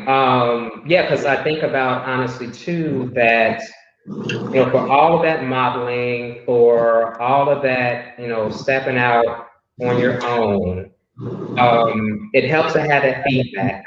For one thing, and just even I honestly kind of forgot where I was going with it because you gave me so many good points. If it's important, my belief is the Holy Spirit will bring it back. So if nothing else, it'll turn into a post that y'all see on Monday when my mind is more fresh. But no, great conversation, and going to invite anybody that's there again to drop any questions. But number 5, what have you found to be the most rewarding as a published author? The most rewarding aspect of the experience? For me, it's just being a part of the business of writing.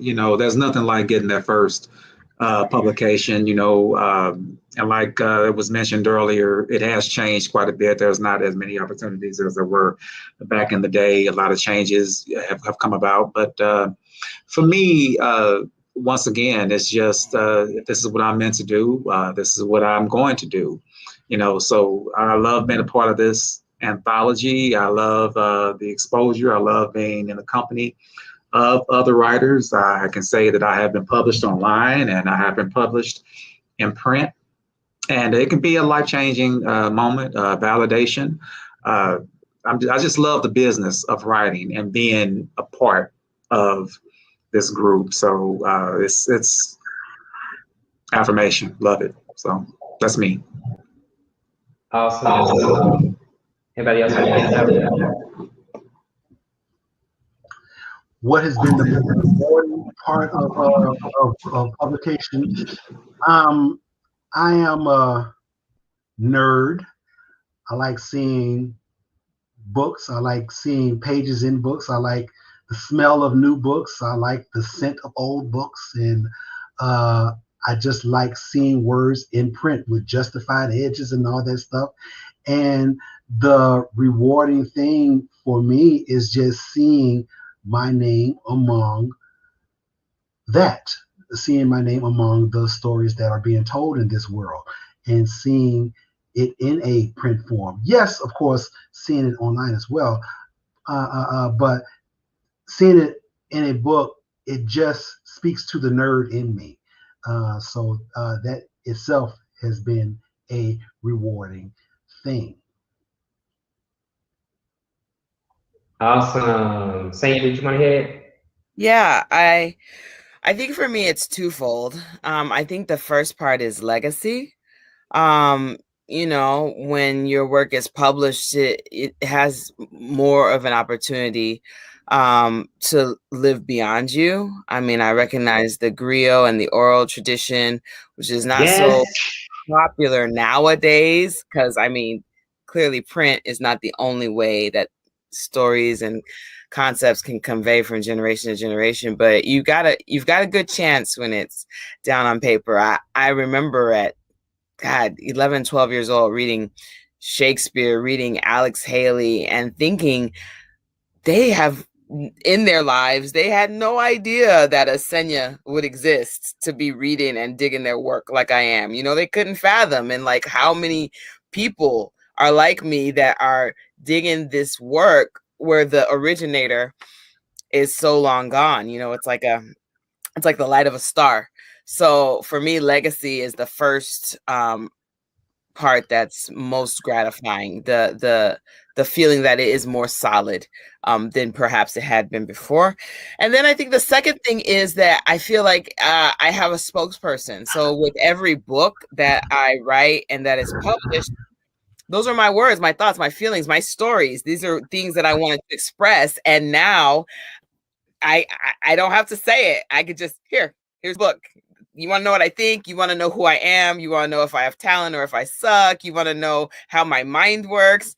There you go. You know, and so because sometimes it's exhausting to continuously explain yourself, express yourself. You know, when your work is published, you have gotten that moment in time. It's like a photograph. It's a snapshot of where your mentality and your mind was then, and just forevermore, you could just get it out. You know, so I think those two things for me, legacy and the spokesperson aspect, if you will, are the two things that move me greatest in being published.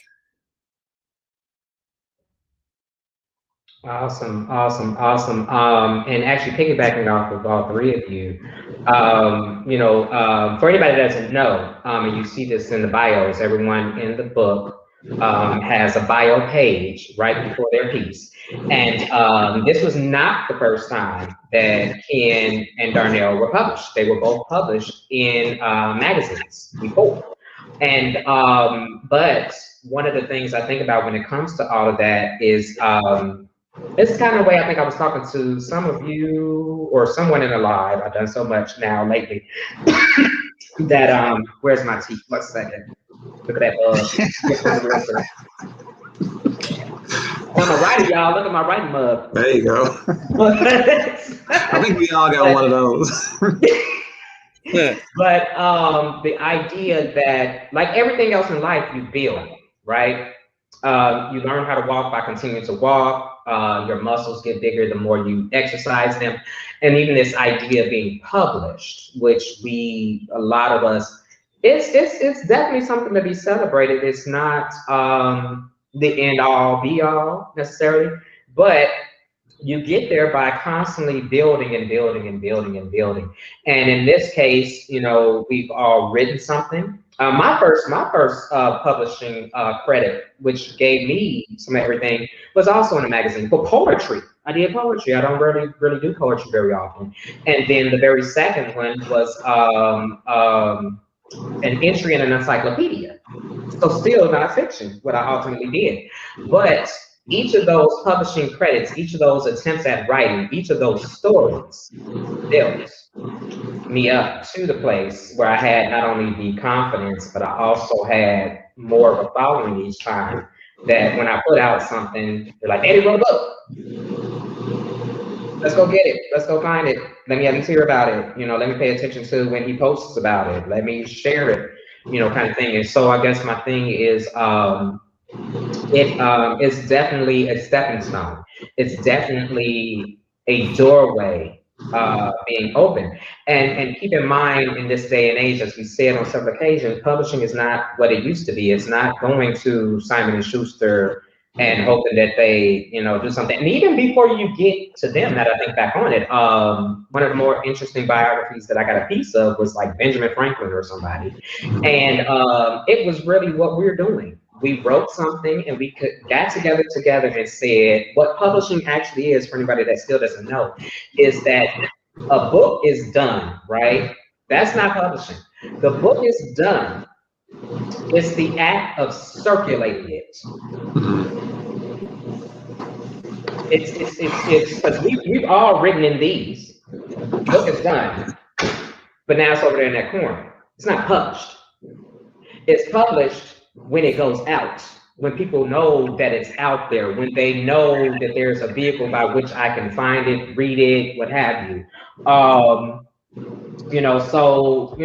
we keep coming back to this definition of a writer and what a writer is and everything. Whoever is listening to this, did you write on a napkin? Did you put it in your notebook? Did you put it in your notes in your phone? Is it somewhere in your computer? Did you write it on the wall? Okay, you're a writer. Now, if you're talking about published and professional and all that, now you're talking about a different story, but you're more than halfway there. I say it all the time to people that write before you even get to publish. You've done something that millions, a literal millions of people have not done. They have not sat down and put their thoughts on paper. You've already set yourself apart from that many more people. Why not just go ahead and go the next step further? You know, whether it's Eddie Pierce and Rainbow Room Publishing, whether it's Palindrome Global, whether it's Dreamwriter Inc., whether you start something yourself. One of my favorite stories, one of the best books that's out there as far as sales, and it's actually a story that I like a whole lot. You guys may be familiar, and I'm talking to you guys and the listeners. The Shack. It's a story of this man that goes to a cabin. Won't go into the whole story, but he gets an invitation from God to go to a cabin in the woods that takes him back to a very dark period in his life. And he meets what we in the Judeo-Christian tradition refer to as the three sides of God: God the Father, God the Son, God the Holy Spirit. And I'm not going to tell you, but they put a good old twist on that God the Father, and I love it. But that man broke.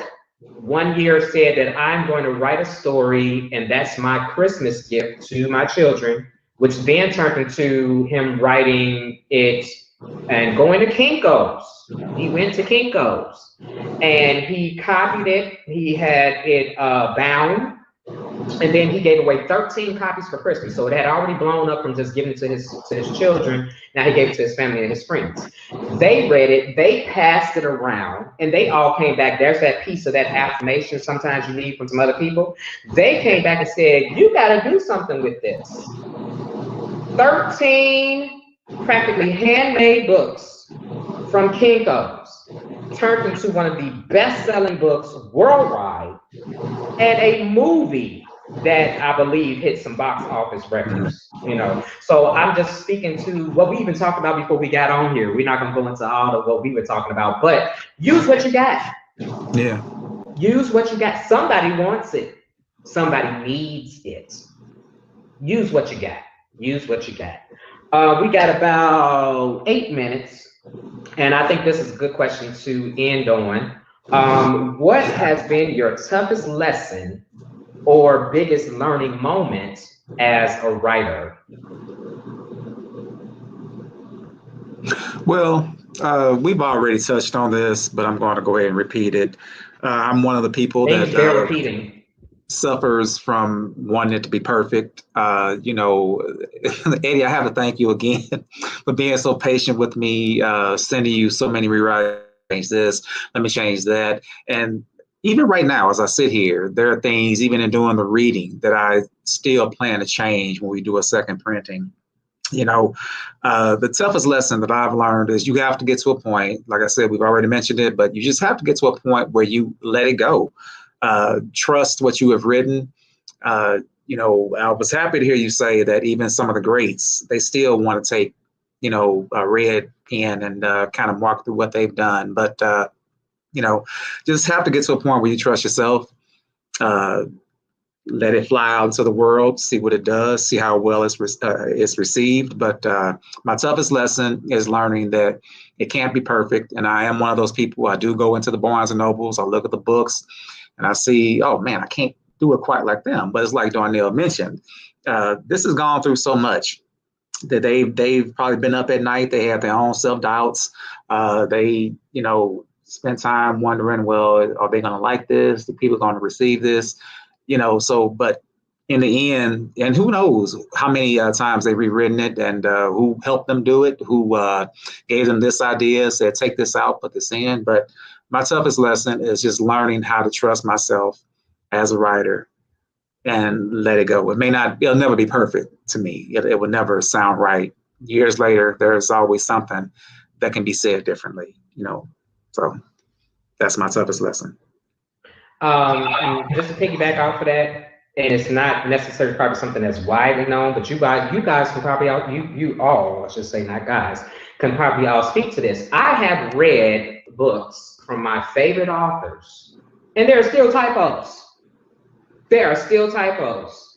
These books have been out for years. They made all kinds of money, and there are still typos. Now, it's not littered with typos. You know, it's one speed bump or one pothole in 300 pages, maybe 5. But even then, no perfection. No perfection. You know, just like us, none of us are perfect. You know, we have quote unquote flaws, and they're the things that make us unique and beautiful. So it's another reason that some typos I don't trip over as much, because I'm like, well, child, she just made all this thing on my. Now, granted, some of them are at a place now too where those things are excusable. Those of us that are trying to get in the door, we have to do a lot more due diligence, Right. in a lot of respects. But just if anything, I'm hoping that it helps all of us that are listening, all of us that are part of this, know that even the greats have made their mistakes and they rode with them. And they riding good in a Rolls Royce. So, anybody else want to hit that question? One of the toughest lessons that I have learned, we've already said it earlier, but one of the toughest lessons that I have had to learn was that you cannot revise from something that you haven't put down on the page in the first place. And so there have been periods that I have gone for several weeks, even months, of not contributing to this story. And I kick myself for not moving forward. And then as you are kicking yourself, you go into this darker place where you're not writing. So the biggest or the hardest lesson that I have had to learn was that you have to write, even when you don't feel like it, even when the muse is not there, because I'm a big I fall into this pit. I have to tell myself to not fall into this pit. Lots of times you don't want to write because the muse is not there, whereas you had this great idea and now you have to go write it down. That's the muse being there. But you have to write even when the great idea is not there. Because lots of times you will find that as you are writing, some stuff will come to you as you are writing. And you are able to build off of that. Whereas if you had not started the writing, the actual physical writing, then the idea would not have come.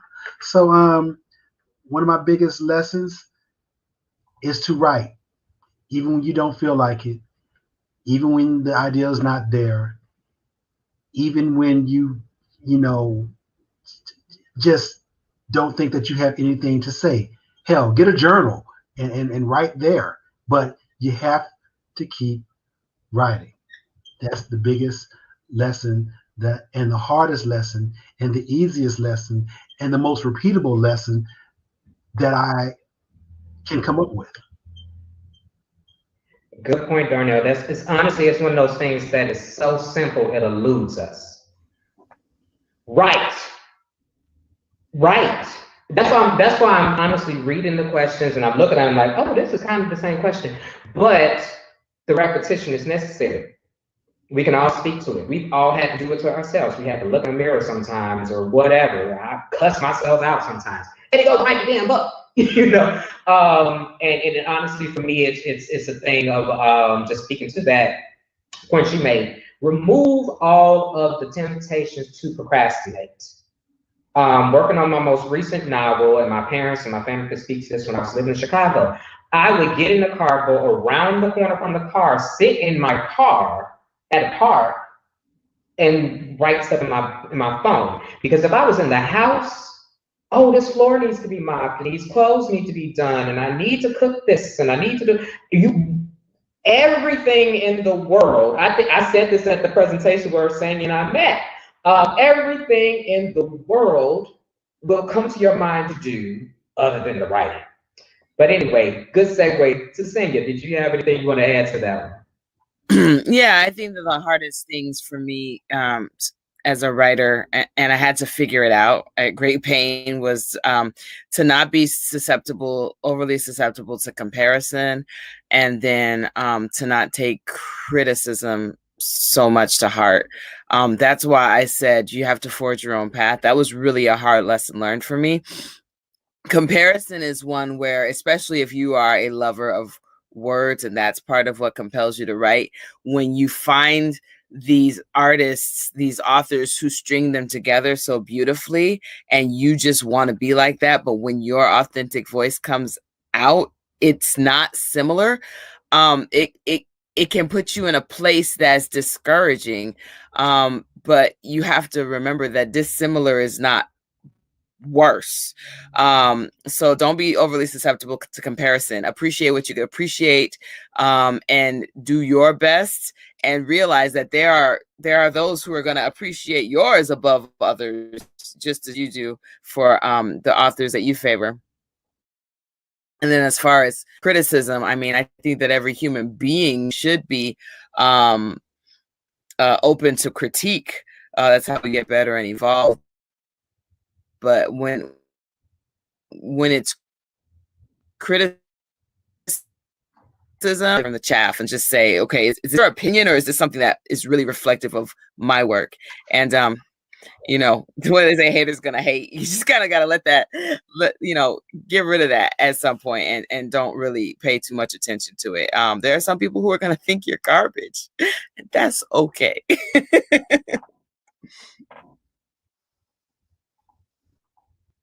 Great point. And then I'm actually piggyback off of it one last time, that when you mentioned the haters, it makes me think to the idea of, those who don't support, And for me, in a sense, I've been blessed with this sense of just forge ahead, forge ahead, forge ahead. But it's not always with the most positive spirit. Now, I can be the one saying, we talked about this. So just prepping you brothers, I'm prepping everybody listening. You can have an event and be the only one there. And you told everybody. And everybody said they're coming. And I'm also honestly speaking to some other friends of mine that I hope, hear this. One thing I had to learn is that as much as you might be mad as hell, bitterly disappointed, you can't go all over the world saying that. That doesn't bring you the support. You got to go somewhere. Maybe like what Darnell even spoke to. Maybe you need to go write about that. Go put that in the journal somewhere. But I see a lot of it, unfortunately, especially in this day and age of social media, and how we've gotten a little too accustomed to putting all of our thoughts out there. I myself can be guilty of it at times.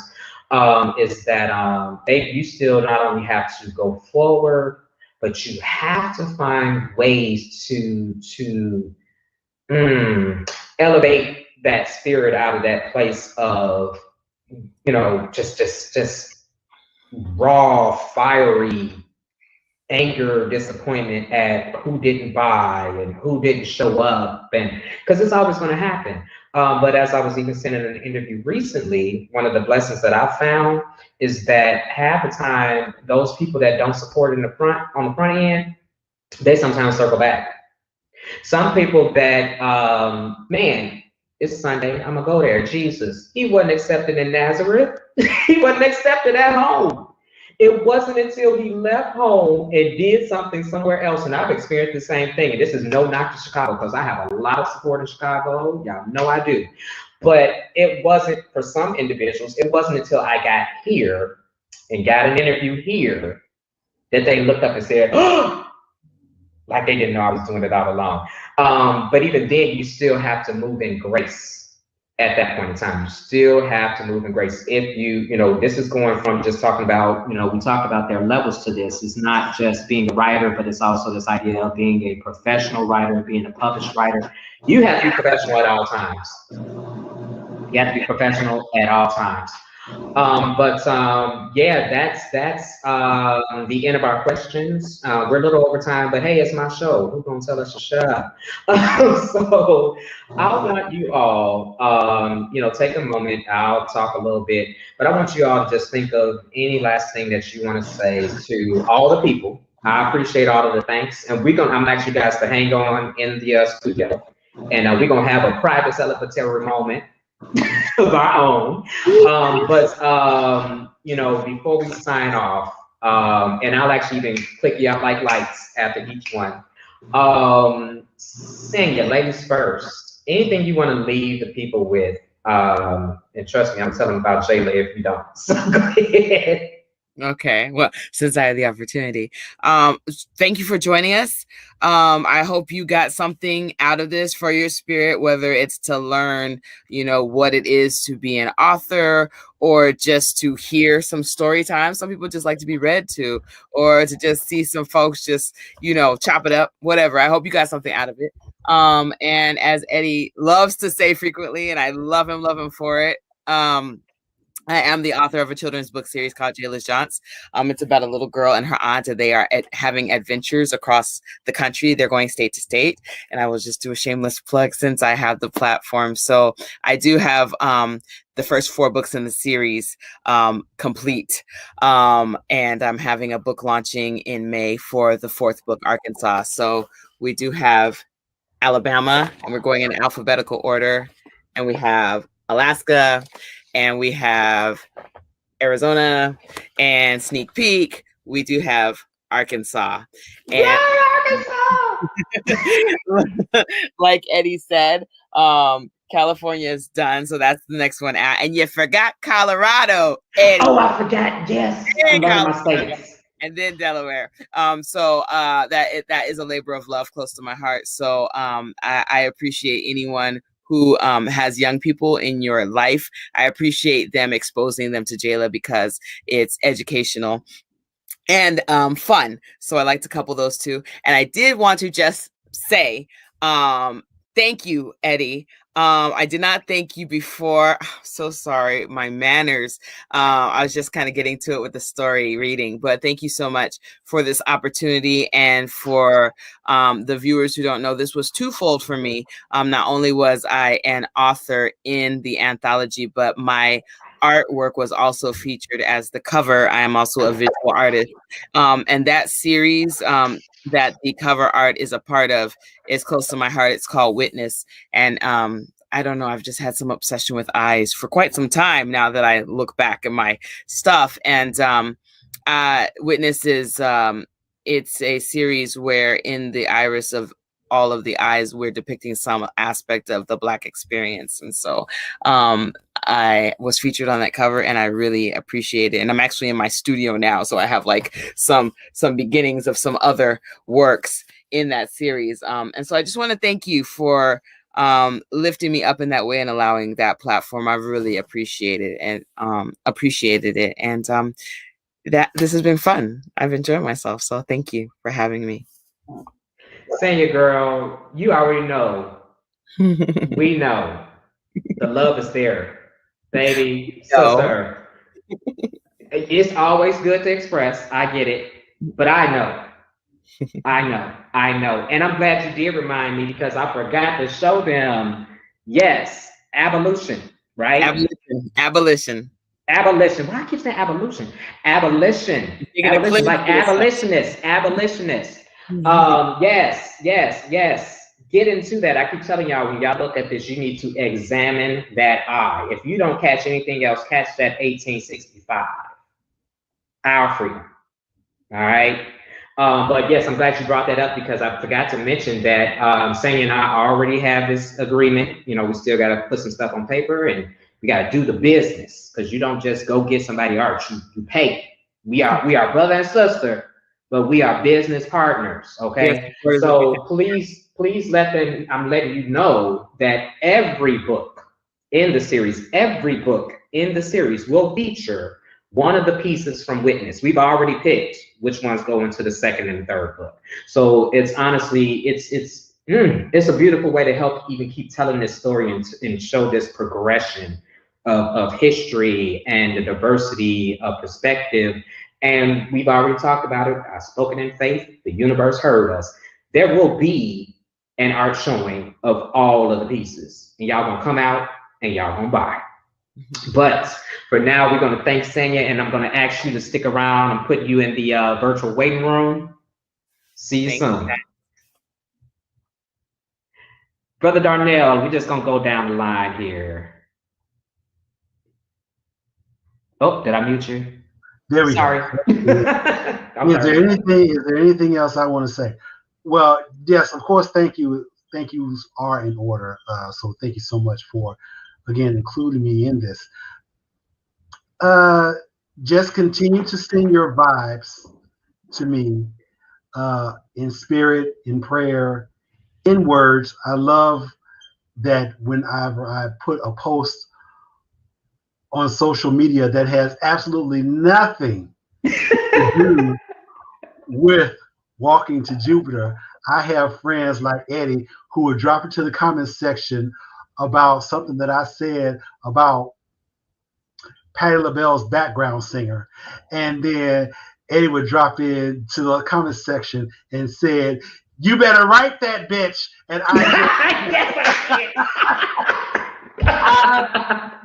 fucking love that. I do, because it just, and Crystal, who was a writing coach of mine,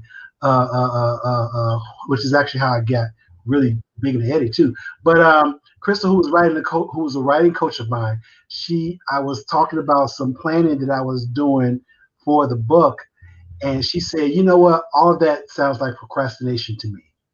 You need to get into it." And she was so on the money with that. So thanks for that. Thanks to Joe Okonkwo, who is a published writer. He wrote a book called Jazz Moon. That's another one in that echelon that I had named with Eddie and with James Earl and James. You can name me. I'm coming.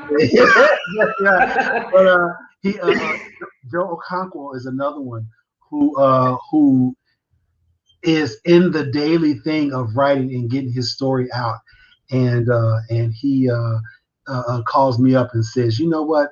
How's it going?" And so thank you for that. Thank you for checking in on me, and send any good vibes that you can to me when it comes to birthing this baby, because I don't know nothing about birthing no babies, but I'm gonna birth the hell out of this one. I'm telling you. So thanks for that. But y'all heard it right here, because I'm gonna recruit. So every time y'all see this man on social media, when you see him on the streets, ask him what he is doing on this street, because we are waiting for this book. We're trying to get to Jupiter. It's a long walk. We got to start now. So get to writing that book. I already told you. And I even hit up Brother James Earl Hardy. I told him, I said, we need to be like blinders. I need to hit him over here. You need to hit him over there. He gonna finish this book. It's coming.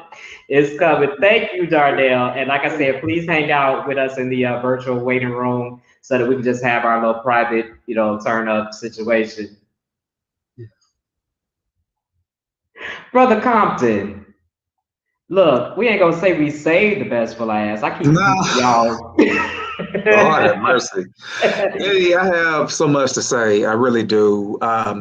Again, I have to say thank you to everybody that's joined us today, to the other authors, to you in particular. A lot of people may not know this, but I believe it was about maybe 8 years ago. I came into work. Back then, I was traveling quite a lot for my job. And I found out the day that I came into work that I had to take a car trip to Kentucky. I wasn't expecting that. So I got in the car, I rented a car, did all these things last minute, packed. And I'm like, oh my God, I can't believe I have to do this. Why, I wasn't expecting to be on the road today. I was driving to Kentucky. It started raining really badly. I'm like, oh my goodness, I got to get through this rain. I hate driving in the rain. And then all of a sudden, for some reason you came to mind. I was thinking about you and everything that we had talked about, writing and publishing. And then all of a sudden, as it stopped raining, there was this rainbow.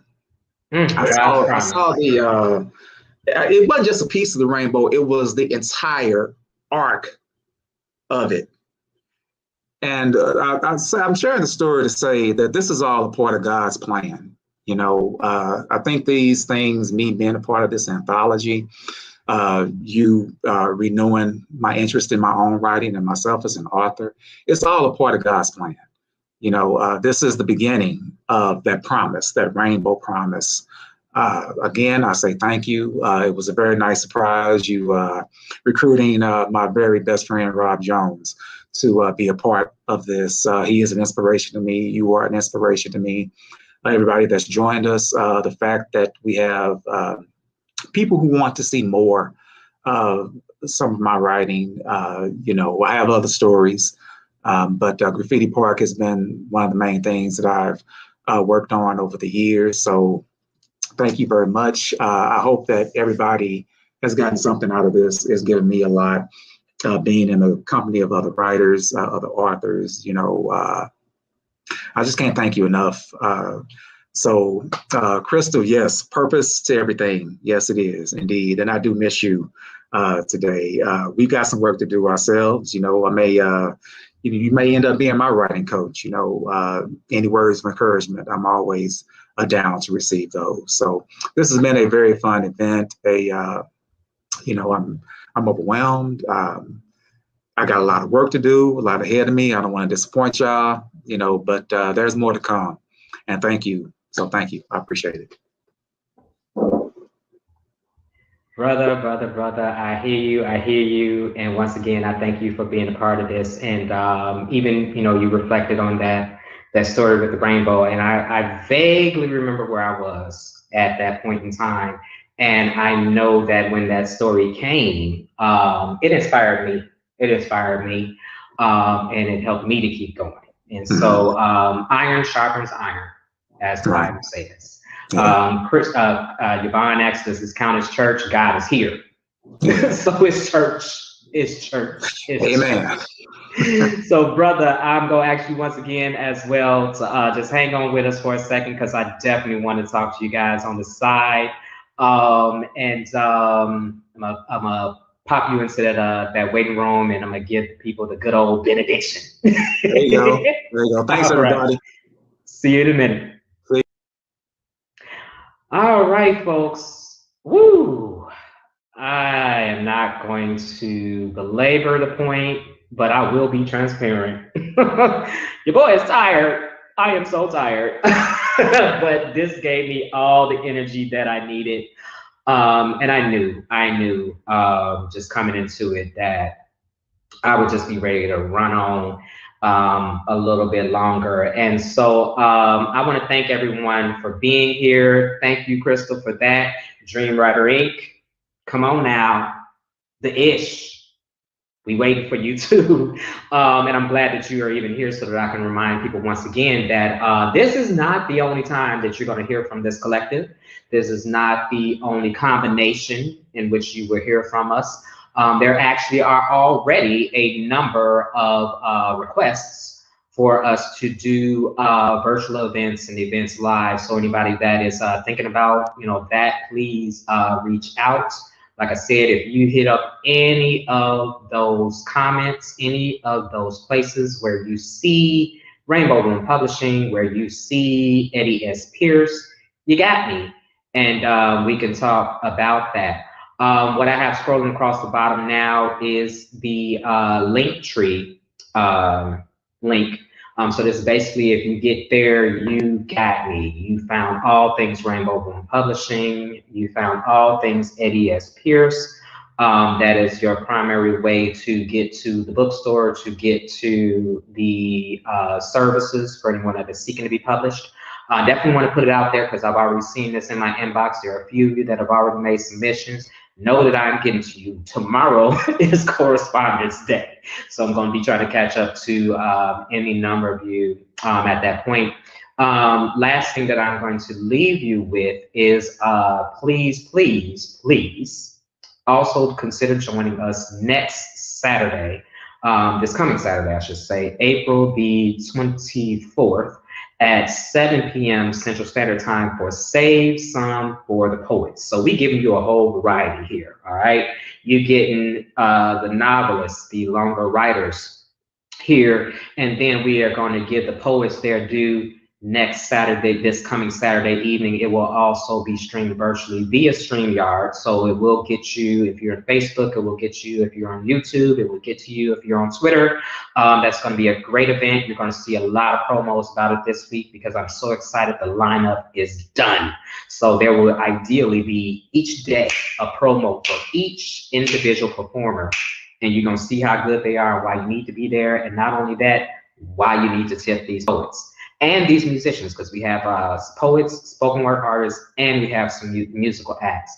It's going to be a great event featuring Passion the Lioness, also known as Danielle Hall, aka Passion the Lioness, but the author of Danielle Unfolded. It's another great work.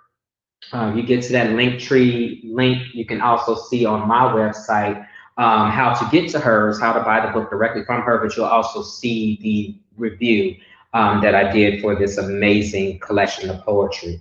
And then you get to hear her perform live next week. So that's what we're bringing you here at Rainbow Room Publishing.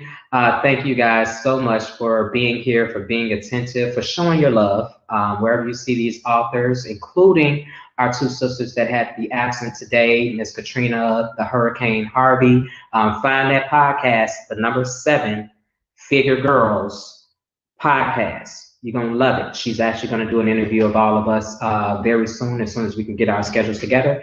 And then you definitely want to look for Crystal Renee, who's also part of this work, who is also the founder, operator, and the publisher with Dreamwriter Inc. And you're going to be seeing great things from her as well. So all hearts and minds clear, like I learned at the greatest church on the west side of Chicago, the High Mountain Missionary Baptist Church, 919 North Laverne. Also, Dr. Jesse D. Jordan Boulevard, Chicago, Illinois, 60649. I think I got the zip right. All hearts and minds being clear, we're going to get up out of here, and I'm just going to leave you with love, peace, and blessings.